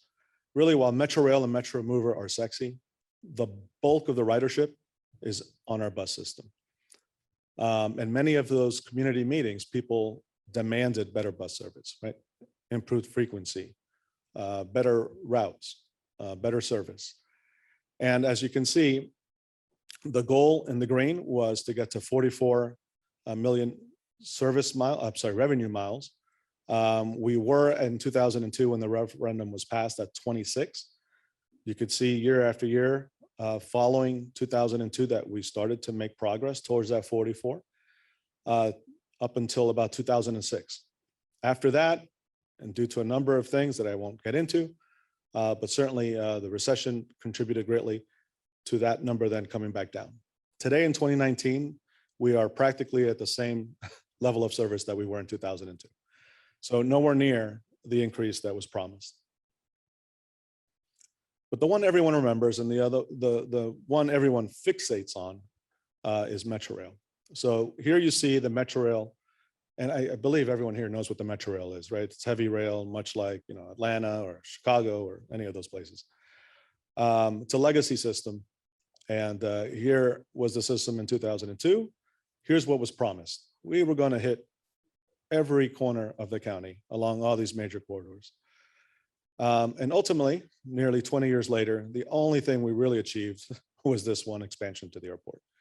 So clearly, an unfulfilled promise. However, today we are embarking on something called the SMART Plan, which essentially is the same plan as the People's Transportation Plan in 2002. It's been rebranded, re-engineered, but you'll see some great similarities between the corridors of the SMART Plan and the original People's Transportation Plan. And with that, I'm going to play a short video produced by our TPO that provides you with an overview of the SMART Plan. If we can have that played. One of the important roles that the TPO has is to form transportation policies and create partnerships that help turn up the satisfy volume. our transportation goals. In 2016, the Miami-Dade TPO Governing Board established rapid transit as the highest priority for the county. The TPO Board unanimously adopted the 6-corridor SMART Plan and funded the required environmental studies. Since then, several key project milestones have been accomplished. This also includes a 90-mile Bus Express Rapid Transit, or BERT, network. As a result, the Northwest Miami-Dade Express BERT line began service from the Miami Gardens Drive Park and Ride after its groundbreaking ceremony.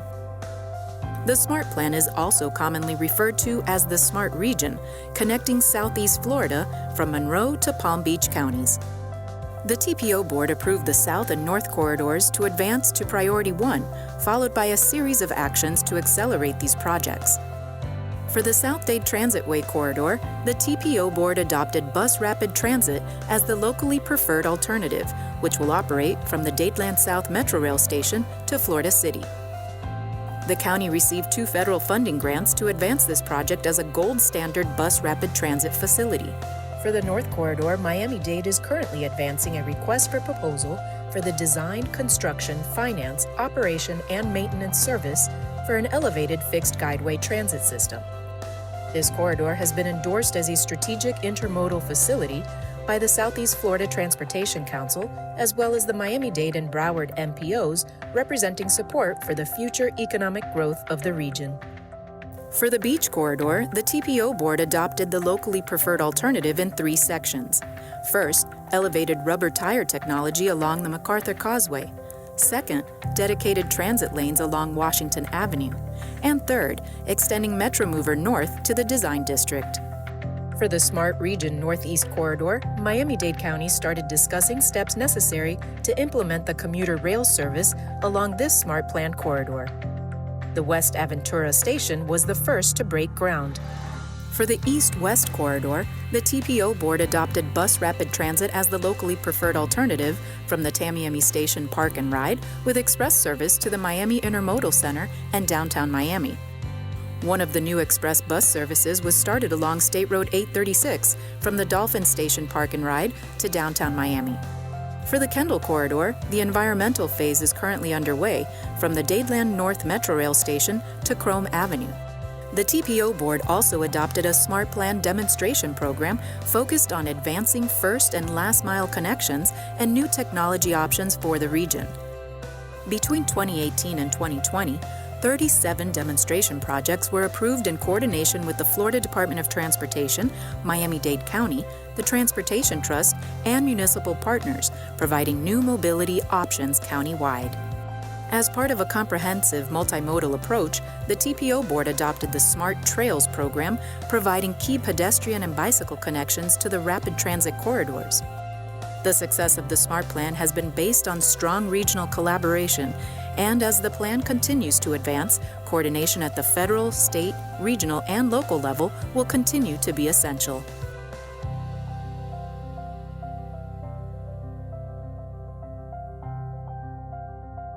And I have to say the TPO has been an enormous supporter of One of the our important- efforts. And really the TPO, DTPW, the CITT, even FDOT, we all work very well together in promoting the People's Transportation Plan and the Smart Plan. That hasn't always been the case, right? And the past years, there's been a lot of conflict, a lot of parochial interests that have intervened and kept us from moving forward. Everyone seems to be on the same page. And so we need to strike while the iron is hot.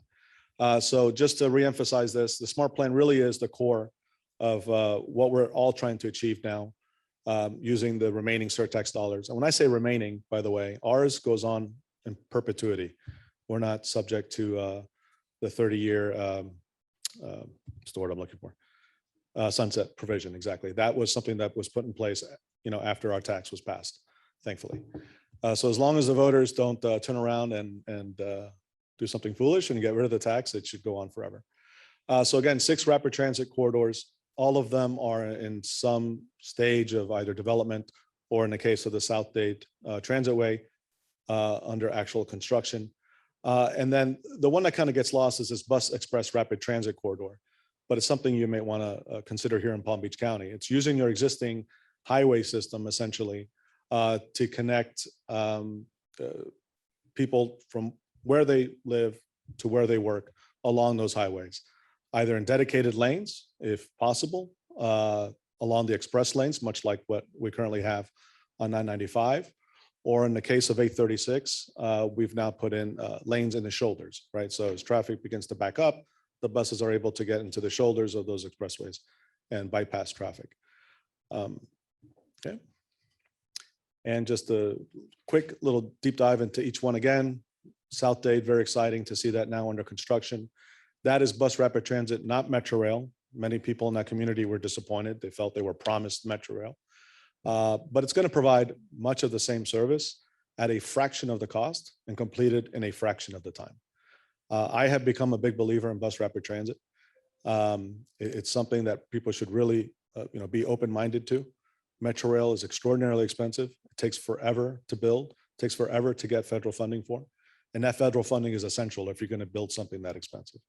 So really take a strong look at BRT. 27th Avenue, the North Corridor, that will actually help to connect us to Broward County. And that is the one corridor that might actually be Metro Rail, potentially monorail, some kind of elevated rail. There are some social equity issues that go back decades along that corridor.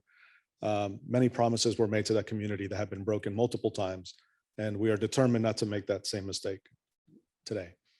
Northeast Corridor, something that I know is near and dear to all of our hearts. This is at least what used to be called the Tri-Rail Coastal Link, and it may still be up here. In Miami, we call it the Northeast Corridor. And this is likely going to be some kind of partnership with Brightline and Tri-Rail to run commuter rail service along that corridor, in addition to what Brightline already does. The Beach Corridor, this is a bit of a platypus. It's going to be monorail, most likely between downtown and Miami Beach.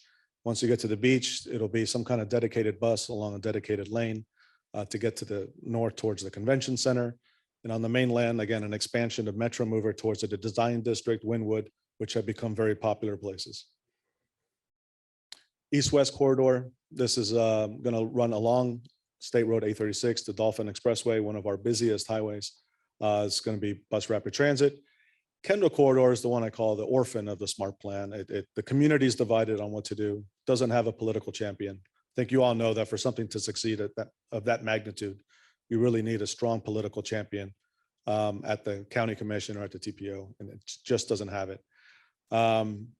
At best, it might be some kind of BRT, but not in exclusive lanes, which at that point is really not BRT at all.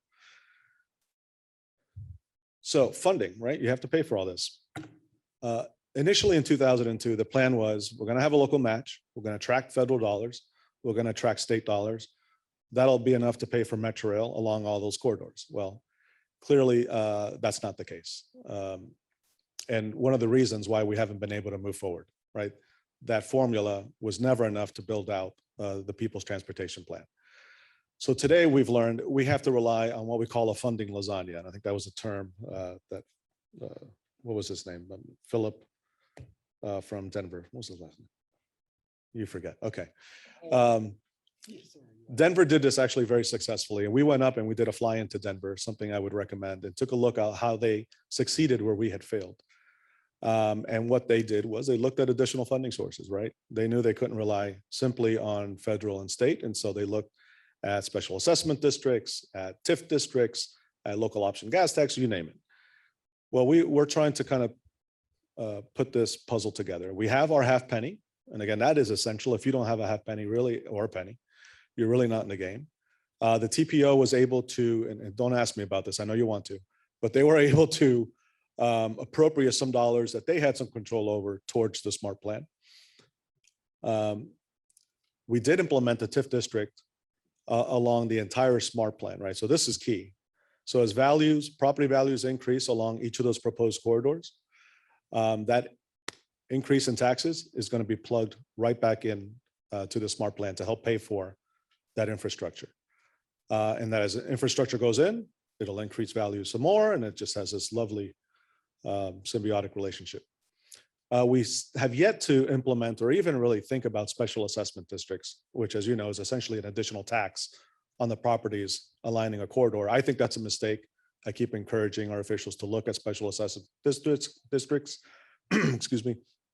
But obviously, you know, the politics of that are difficult. And then state federal grants, right? That is still part of the funding mix. And I'm just thrilled that the federal government actually achieved something and passed the bipartisan infrastructure bill, which is going to increase grant opportunities for all of us. But we're leaving all this other stuff on the table and just things for you to consider as you move forward. Right. Oh, and I'm sorry, public-private partnerships, right? And Brightline is probably the best example of that. You know, the private sector is often able to do things that either we're not able to do or not able to do as quickly, right? So where you have those opportunities to partner with the private sector, you should explore those. And last slide, I told you I wouldn't take anywhere near an hour. Additional areas of focus for us. first last mile solutions. I commute to work by bike, or at least I used to before I started working remotely. Our bike ped network in Miami-Dade County is wholly inadequate. I think we could all say that throughout the region. That is key, not only to keep cyclists and pedestrians safe and to get them to where they want to go, but also to support transit, right? That ultimately that first last mile connection to that transit stop, that transit station is what keeps a lot of people from using that system or that service. Enhancing county municipal connectivity. We don't have a transit system in Miami-Dade County. We have 32 county transit systems. We have Miami-Dade Transit, we have Tri-Rail, and then we have 30 odd municipalities, each running their own little trolley on-demand service. And they're not well connected. They're not well integrated. So that's one of the things that we've been trying to encourage is better integration of those systems. So that if you're a user and you want to get from point A to point B, you don't care who's running the system, right? You should be able to go to one app and get from one place to another seamlessly. And that doesn't happen today. Improving the customer experience. We have to compete with the convenience, the safety of an automobile. And so anything we can do to improve the customer experience, to attract more riders to transit is a good thing. That means maintaining the system in a state of good repair. It means keeping it clean. And particularly now in a post-pandemic world, people are looking for these things to look clean and to be clean. And then performance, are the headways adequate? Is it getting me to where I want to go in a timely manner, et cetera? And to the point on maintenance, by the way, I think the initial, to the extent that we haven't kept our promises, particularly on expanding Metro Rail, it's because people forgot about operations, maintenance, and infrastructure renewal. There was a plan laid out that showed that a half penny would be enough to expand transit, but they didn't count on the fact that we would need to spend some of that money on upgrading the existing system. And so we went out for a federal grant for the North Corridor, and all the numbers, added up. And the feds essentially said, you can't maintain what you have. And if you can't maintain and upgrade your existing system over these next 30, 40 years, we're not going to give you additional funds for a new corridor. And so it became very clear, readily apparent, very early on, that we needed to take some of those funds and really shore up the existing system. And that was one of the key lessons that hopefully Broward learned from us, and hopefully you will as well. And finally, community engagement. We had not done a good job over these past couple of decades of communicating to the public on what had been accomplished with their half penny. And so just as recently as the last election, there were a lot of calls in the community to get rid of the half penny. They said it's been wasted. It's been spent on other things other than transportation. Nothing's been done with it. So we've had to put some dollars and a great deal of effort into communicating better with our residents to ensure them that, in fact, the money has been spent appropriately, albeit we've had to go back and fix the existing system. And we actually went back. It was interesting that you've gotten away from the penny logo. We had a penny logo. We got rid of it. We've gone back to it because I think people started to lose that association between the service, the new Metro Rail cars, the new buses, and the half penny. So the half penny makes it very clear this was paid for with your half penny. And that way they see, with their own eyes, where that money has gone. So with that, I really just wanted to leave as much time as possible for questions that Clinton can answer, and then we can move on. Thank you. I'm going to start off with a question. When Broward made its presentation, I didn't see such a large proportion of the money going for debt service. Is that something that you're not doing debt service? So who is on the hook for the debt service? Is that a county obligation? Are these revenue bonds? How is that working? It's county, and it's revenue bonds based, it's paid for with the half penny, 100%. So the decision was made early on to jumpstart the program by Yes. going out and basically borrowing against the future revenue off the. That's exactly it. Now, and remember, ours goes on in perpetuity, so it doesn't tie us down forever. And it's really been fairly limited, frankly. A lot of this has been paid for with cash. I think the two major things that we're paying for with debt service is the expansion to the airport, which was $500 million project. And the replacement of the Metro Rail vehicles, which was the next largest purchase at, I don't know, 350, 400 million. So those were, I think, the two major investments that debt service is paying for. And you're saying you don't have a sunset, but a new program today would need to have the 30-year sunset? I believe so. I'm getting a shake head. Yes, I believe you are subject to that. Yes. Okay, all right. All right, other questions? Thank you so much. So can you tell me about your BRT ridership population? So are you looking at folks that are going from home to work? Or are you looking at people who are utilizing it for first mile, last mile, and utilizing other transportation? I guess it depends on the corridor. The one that's under construction right now, again, the current ridership is zero, hasn't been implemented. Ah. I'm really bad with numbers and I didn't bring them with me. So I couldn't tell you what the exact ridership projection is for the South Corridor. What I can tell you is that it was competitive with Metro Rail at 1/10 of the cost. Okay, so Metro Rail would have been better, right? You have more capacity. People like Metro Rail, right? It's kind of cool. Many people will take a train that will never get on a bus. Right. So the idea is make the BRT as train-like as possible. That means, frequency. That means designing it in a way that's appealing to people. That means putting it in an exclusive lane so it's not competing with traffic. It means level boarding like you would on a train. It means paying for that fare, if there is a fare, prior to getting on the bus so that everything is expedited. And most importantly, I think for the South Corridor in particular, it means crossing gates, much like Brightline has. So at those intersections, we're actually going to have crossing gates. So that bus doesn't have to ever stop at an intersection. It just keeps going. And it is largely going to be taking residents who live in South Dade, which is the fastest growing area of our county, to major employment centers such as downtown Miami. It will go all the way from Homestead to Dadeland Station, which is where the Metro Rail begins. They'll do a seamless transfer. So we're going to try and make that transfer as seamless as possible. Every transfer you introduce it into a system kills a certain percentage of ridership. We know that. So that is the one downside I would say of going with BRT versus Metro Rail is it's not a one-seat ride. But frankly, there aren't many systems in the world where you can expect that length of a journey, on a one-seat ride. You typically have to transfer somewhere. So yeah, it's getting people where they live to where they work in downtown, Coral Gables, other major employment centers. Can you tell me a little bit more about the dedicated lane and the process? for So we cheated a little because this particular corridor already had a dedicated lane, right? It was never BRT. that? Never mind. Okay. You're good. Yeah, it was, Changes it. it was, I think, the old FEC line. Mhm. And at some point in the past, they converted that into dedicated bus lanes, but they were regular buses and have been regular buses.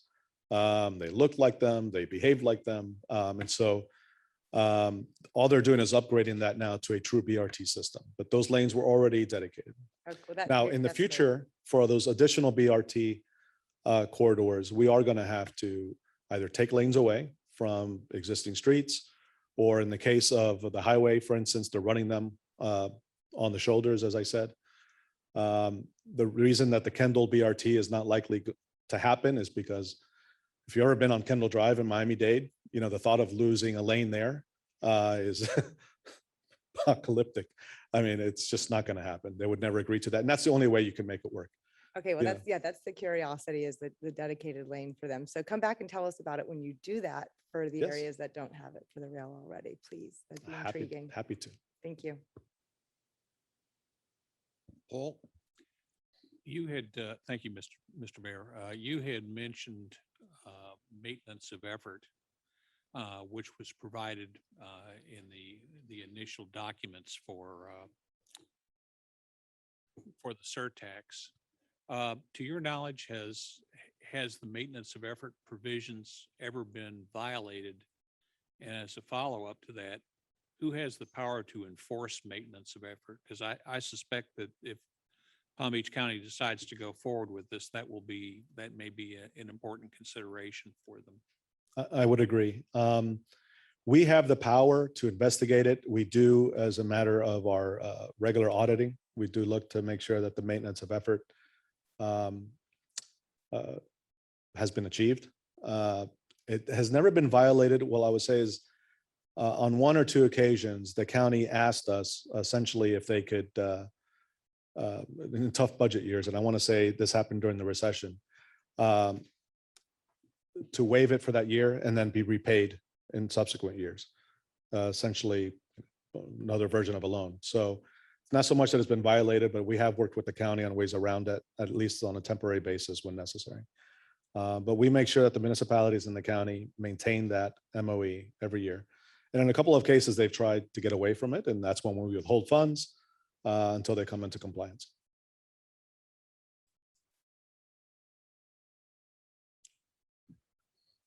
One of the things that concerns me is the funding lasagna, because if we are trying to make a case with the stakeholders to give us the extra penny, and then all of a sudden they say, well, we're already paying you gas taxes, we're already giving you property taxes, and what's to say you're not just, money's fungible.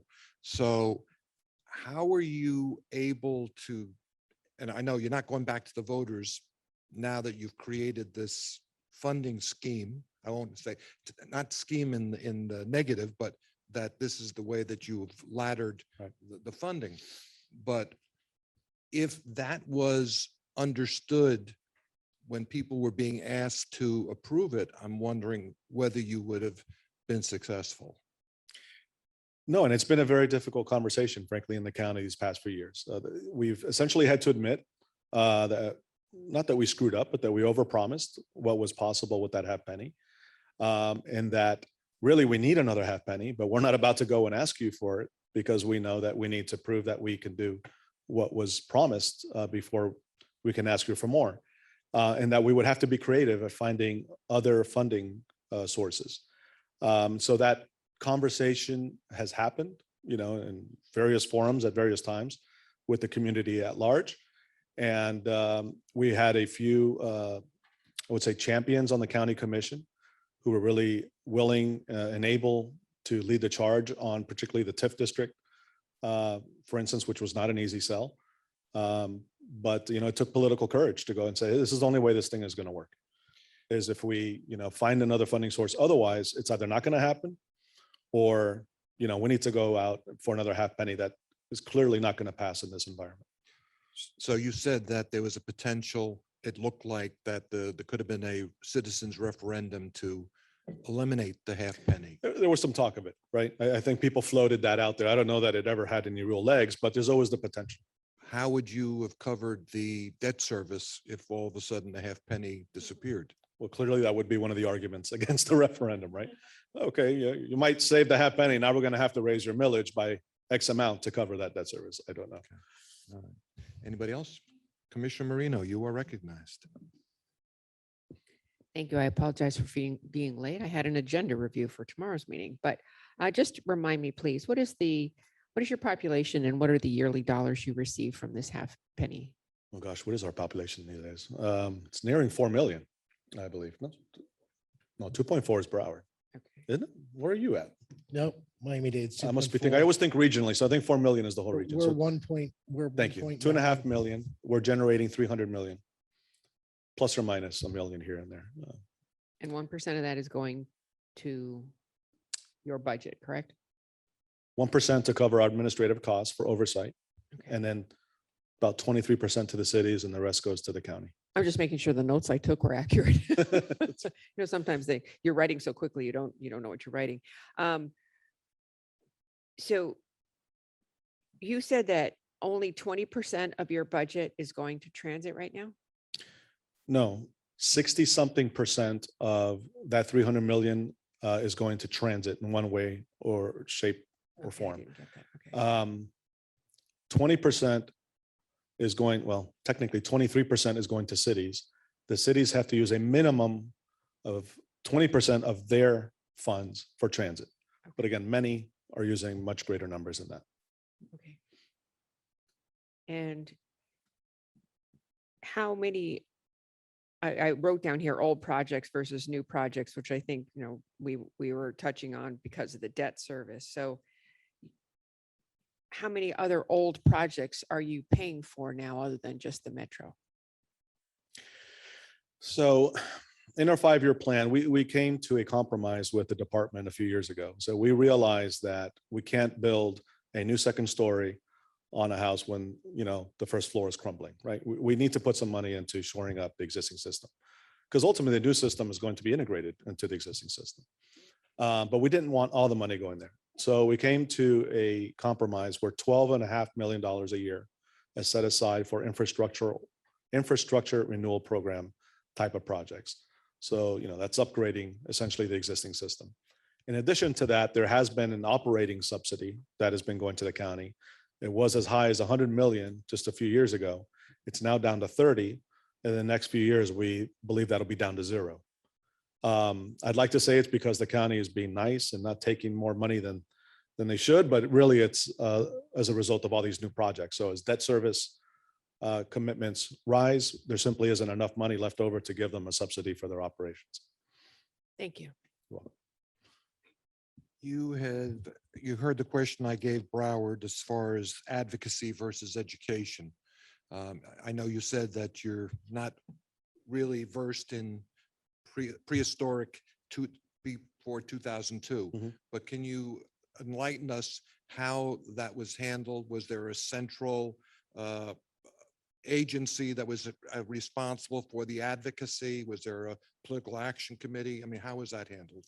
So my understanding, and I'm going to ask Clinton to come up here and confirm, because I know he was a big part of it, is that it was essentially run out of the mayor's office. At the time, we did not have a strong mayor.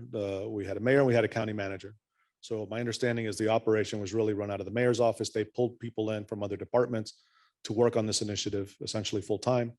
And it was largely done in-house, although I'm sure in close collaboration and coordination with, other institutions such as chambers of commerce in the cities. I don't believe there was a PAC created, but I could be wrong. And frankly, I don't know that in Miami-Dade County, we distinguish between education and advocacy quite as much as you do here. So I think they were pretty openly advocating for passage of this. I bet you don't have an inspector general in Miami. We do actually, Do you? but okay, we were educating very effectively to achieve our ends, I guess. Just advocacy.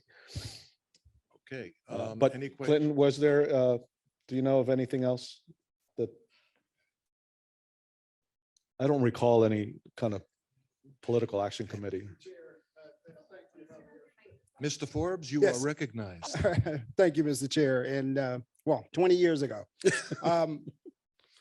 there was education, but the committee really put its toe on the line when, separating advocacy from education. But it was from the attorney's office to administration, it was heavy communication that it had to be an educational campaign. But again, the lines were a little blurry when you actually went out and spoke to the community. But as Javier mentioned and Broward mentioned, the champion was so critically important. And the mayor at that time, Alex Pinellas, said, "I'm going to champion this." And what he did, which I thought was also a part of the success, he took 2 members of the business community and said that you are co-chairs of this initiative. So it wasn't just all county, it was also the business community partnering with county government to get this across the line. Clinton, was this the first time they tried to get a surtax passed, or was this? No, it had actually failed over the previous 20 years about 6 or 7 times by a 2-to-1 margin. Yeah. And with the change in approach, and of course going from a full cent to a half cent proposal, and as you mentioned earlier, the pain point, of the folks in Miami-Dade and Broward, that they reached a certain pain point to say we have to do something, and it was the timing is so critically important, and it passed by a 2-to-1 margin in 2002. Thank you. I appreciate the historical background. You're welcome. Anybody else from the board who wants to? Okay, we have one last question and we'll move on to our next, right on time. Well done. So here we are. So I don't know how much you guys know about what we're trying to accomplish here in Palm Beach County in the future with mobility and with transportation, and to find a way to find solutions. So we've listened to what you've done. Thank you so much. So I don't know how much you know about what we're trying to accomplish or considering doing. So you have a moment right now to tell us aside from what you did, what you might think we should consider, because we're in a different situation than you are, because this is now and yours is nice and pocketed and in perpetuity. So it's a little bit different, but I'm sure we got a lot of takeaways. So if I'm just an open question, if there's anything in specific that you see that we need to keep our eyes out on as a county and municipalities working with our TPA to accomplish this together. Okay, I think we have finished that topic and we're ready to move on. Did you want an answer to that, or was that? Oh, no, I'm just going to let my colleagues here on both sides of me have a different view of mobility than me, but we'll let you have an answer. Well, and actually, mobility is changing at a rapid pace, right? So that's one of the things you have to consider much more so than we did at the time. I don't think we were thinking of driverless cars and ride share and all this, big data. So it's actually a much more complex environment that you're in, which lends itself to greater flexibility, right? I think you want to remain flexible, not overly promise specific projects that may be, antiquated by the time you pass your tax, and get your ducks in a row, that project may no longer make the most sense because technology has moved so quickly. So I would encourage you to remain as flexible as possible and be upfront with the voters about that. It's like, listen, we need to be flexible because things are changing rapidly. Definitely don't overpromise, right? That might help you pass the tax, but it's going to give you 20 years of headaches afterwards. That's exactly it.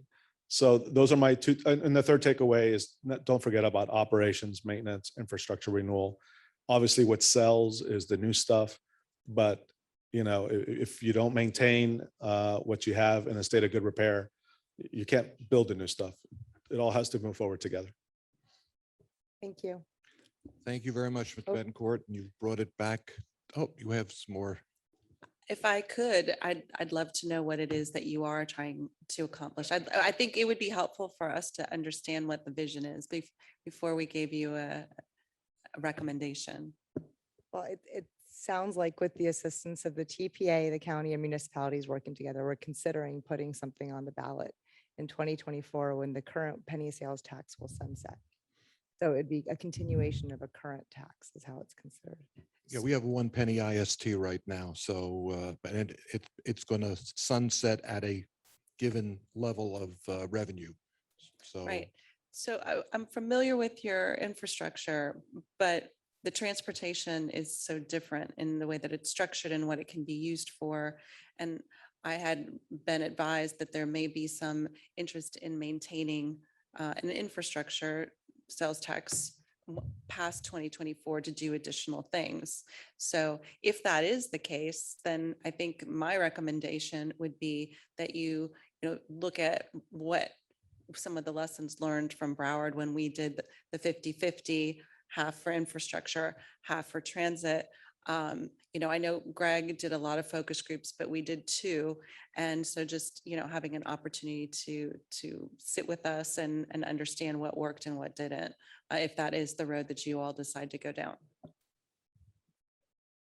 thank you for that input. Greg, did you want to? Yeah, just since I grew up here and I have family still in Palm Beach County, it's an interesting dynamic because your Boca Raton area is different than your West Palm Beach, different from Palm Beach Gardens in the north into Jupiter. I wouldn't get married to any one particular project or plan. I think that's what Javi was kind of giving you the indication. And that's the thing that I think is the secret to the success in Broward is we didn't actually marry ourselves to one particular thing. It was a multi-dimensional, and it actually, the voters didn't, we were married to a light rail system, and that got divorced right when we were ready to break ground for something. And that was probably the best thing that happened. Because we would have been married to a technology that might not necessarily have been useful long-term. So you might want to look at your solutions differently. I know you have a 561 plan that you have, and I referenced our 100-year vision for a reason. When you're communicating with the public, say this is something that you want to get to, but you're not going to get together into that 30-year, 20-year, whatever the horizon is. It's a 100-year thing. So that way, that under promise, over deliver is there, but they know that you're working towards something. My relatives in Boca Raton look at things, the taxes one way, and my relatives in Palm Beach Gardens were Commissioner Marino, congratulations. I didn't get to tell you that before, going to the county. But that is actually one of those things that you would probably need to look at. So it's that one size in the Glades, you have a whole nother area that you have a whole different lifestyle. So, recognizing that it's not going to all be the same everywhere is probably the best thing for you. That's my recommendation to you. Without litigating the issue, obviously, we understand that there are all sorts of different needs. Some of those needs are being taken care of by impact fees, and some of them can't be, and we have to figure out that source of funding that's going to take care of mobility, and that'll be litigated in another forum. Commissioner Marino? Thank you, Mayor. I think what we did with the IST was that each municipality in the county had come up with a wish list and put a dollar amount to that wish list. And as the dollars came in, we spent them. City of Palm Beach Gardens, we actually bonded out $30 million so that we could do all of our projects at once for what was on our wish list, knowing that that was going to be the amount of money that we were going to take in. And I believe the county and the municipalities will do the same thing going forward with this project, have projects that we are going to want to come to fruition. And in talking with our county administrator, I think one of the goals would be that this would actually replace our impact fees. So that might be, that might be one of the goals for the county, is that it would in fact replace impact fees. But we have a bunch of stakeholders like you all do with our chambers, our environmental groups, our business development board, and our economic council. And I probably left out a half a dozen other stakeholders, but I'm sure that that will happen. And it'll be our duty to educate, not advocate, which is what we're allowed to do here, on the importance of why, or the reasoning that we're trying to do something like this. So I look forward to this happening in the future, and it would be, once the IST goes away, this would be not for infrastructure, but for mobility or transportation, whichever word you want to use. All right, yours, Mayor. Thank you. I think we're done with this subject. I think it's time for the 15-minute roadmap to the surtax. Mr. Reinhardt? And thank you, but I apologize, I have to leave. So if you have any further questions for me, please feel free to reach out. We do appreciate you Mr. taking the Reinhardt has time my to come on contact up here information. and join us. I have to catch a train, so Luck. I'm out too. Well, thank you both to Greg and Javier for participating today. They provided a lot of really great information to this group. And yes, I have their contacts. If you want to reach out to them, I'm happy to share that with you. But yes, thank you for all attending today and this afternoon. This has been really great learning from all of our peers in South Florida. Just for a little bit of background of myself, I came from an MPO that was able to help campaign and implement a surtax in Indianapolis, and watched from 3 years later a dedicated lane BRT system be implemented and be on the ground. And it's now about 30% of their ridership for their transit service. So I believe in this effort and this mission as our county and as the TPA to make this happen. But for us to look at the 561 plan and our mobility vision for our region, I just first wanted to reiterate who we are as the TPA. And we are a federally mandated agency that makes policies on local transportation issues, as all of you know in this room. And we allocate federal and state money for transportation improvement projects. And we're led by our 21 locally elected officials and our governing board. Many of you are those members of that board. And you help us plan for our mission and vision as an agency, which is to collaboratively plan, prioritize, and fund a transportation system in a safe, efficient, and connected multimodal way. And we do that by having our 3 core documents, which is our long-range transportation plan that helps establish that mobility vision for our region, and our TIP program that looks at our 5-year forecast and how we can fund those projects to help improve, to implement that mobility vision. And then our unified working program that refines the vision and helps kind of act as our budget as an agency as we move forward. But the big reason why we need this mobility vision, and it's reiterating a lot of what was talked about from Broward and Miami-Dade, is that traffic congestion is back. We saw a little bit of a drop in congestion during the height of the COVID-19 pandemic. But as we've seen some of the regulations or restrictions return back, and we're seeing people return back to work, we've also seen that congestion start to go up in all aspects of or areas of our county and on many of our state highways. And a big component that might be unique to just South Florida compared to other parts of the country is that we're seeing an exploding population of people coming here to work. The BDB announced that there is 3,000 new and retained jobs between October of 2020 to September of 2021. I'm one of those that have come here in that time window. And 71% of those new jobs were from relocations, also me being one of those. And so we see that we're seeing the impact on our current infrastructure growing, and also a demand for more infrastructure as we're seeing the growth in population. And so why we need to develop this mobility vision is for a few key points. One is to achieve the TPA objectives that we've identified in our long-range transportation plan that was adopted by our governing board. To accommodate the growth and economic development that we're seeing as that massive migration down to Palm Beach County, and for new jobs and new residential, there's going to be a massive influx and growth that's going to need our transportation system to accommodate that, and also to be able to provide predictability to entice our private investors and make sure we are investing in mobility options to promote more safe and efficient system. And as a big part of this conversation today is we need to figure out how we're going to fund that mobility vision. And a big part of that is going to be through a local transportation surtax, like we've all been discussing today, because it can help build projects that are currently not affordable within our existing revenue system, and also help construct, operate, and new mobility services once built. As Javier mentioned, the operations and maintenance is really critical. We have lots of capital funding with our transportation improvement program and also federal grant programs and state grant programs, but we need to be able to maintain and operate that system. And then also attract those federal and state discretionary grants that are available, because it's like Nick Uren, our executive director, likes to say, local funds are sticky. So whether it's a lasagna or a honey pot, we got whatever kind of food you want to talk about when it comes to local funding.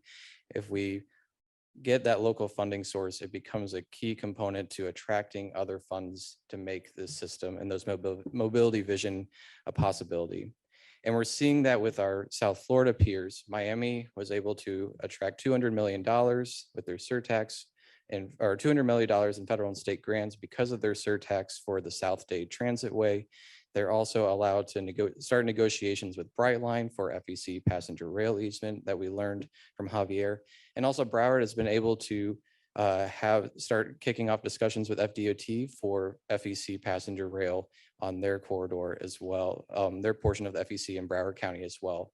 And that's something that is a desire of Palm Beach County for that coastal link. And we've desperately wanted to continue to move towards getting that passenger rail. We need to have that money to bring to the table before we can start the discussions.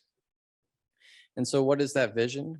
Going back to that safe, efficient, and connected multimodal transportation system. Starting with safe, we need to build complete streets for all transportation users of all ages and abilities, and to eliminate the traffic-related fatalities and serious injuries. We are trying to organize as an agency how we can accomplish those goals through our Complete Streets policy and Complete Streets guidelines that Alyssa Frank, our bike ped coordinator, helps lead. Also with the Vision Zero action plan to identify key locations where there's serious injuries and fatal crashes happening more frequently, and how we can improve our transportation system around those areas. For efficiency, we want to invest in the smart roadways and traffic signals. Again, like we learned from our peers, the traffic signals are a key component to making the transportation system efficient. And the TPA has invested funding in transit signal prioritization at all the intersections along US 1 where the Route 1 Palm Tran route operates. And that is set for construction, I believe, in 2023. And so the Palm Train is working closely with using those funds from the TPA with the county and Boca Raton to implement that. And then a key part is that connected and multimodal. We want to continue to grow the walk, bike, and transit options for our community to help accommodate growth and enhance prosperity. And that mobility vision, when we look at a map, is we have our 561 transit corridors, and it's that 5 north-south, 6 east-west to create that one connected system. And those key corridors, they are all of our transit corridors that right now operate at the are the highest operating corridors on our Palm Train network, as well as adding our FEC corridor and the tri-rail into that as well. We also want to improve the connecting state roadways through better pedestrian connectivity. We also acknowledge that because of the growth, we need to accommodate for growth out west and see that the county road widening projects are a component of this, as well as traffic signal investments and also improving bike ped connectivity on county roads. Then also providing funding for municipal facilities and services to make sure that their mobility visions at the municipal level is able to accommodate their communities, but also connect into the regional goal of having a safe and efficient and connected multimodal transportation system. And so a big part of why we need to do this is because of a couple questions. And I have this first one: does infrastructure drive development? First, here's a picture of our West Palm Brightline station from the parking garage that many of you might have parked at today in 2016 after it was constructed. And here's the same shot today. As you can't see the station because there's 2 new residential buildings that have been built. There's a new office tower and there's a new senior residential building that's being constructed right now. We've seen a huge economic growth because of an infrastructure investment in our community. But if we flip it on the other side of, does economic development and good economic development, walkable areas drive infrastructure demand? And I think the answer is yes as well, because here's the Brightline corridor right by Meisner Park, and Boca Raton and Brightline have decided to invest in a Brightline station at this location. And so we're seeing that when we make conscious efforts in not just our mobility vision, but also in our economic and land use opportunities, both work together to drive the need and demand for more safe and efficient options to how to get places. And so how will we achieve this? I'm going to wrap this up here, is collaboratively refine mobility vision elements now. The TPA has, since we have adopted our 561 plan, we finalized the US 1 multimodal corridor study. I am project managing the Okeechobee Boulevard and State Road 7 multimodal corridor study that many of you will see a presentation update at the December 16th meeting that we'll be finalizing in March of 2022. In year 2022, calendar year, we are launching a Lake Worth Road and Forest Hill multimodal corridor study. We're doing those at the same time, as well as doing an operations and cost analysis of the commuter rail service on the FEC corridor and the extension to the VA hospital. That's also part of our 561 plan.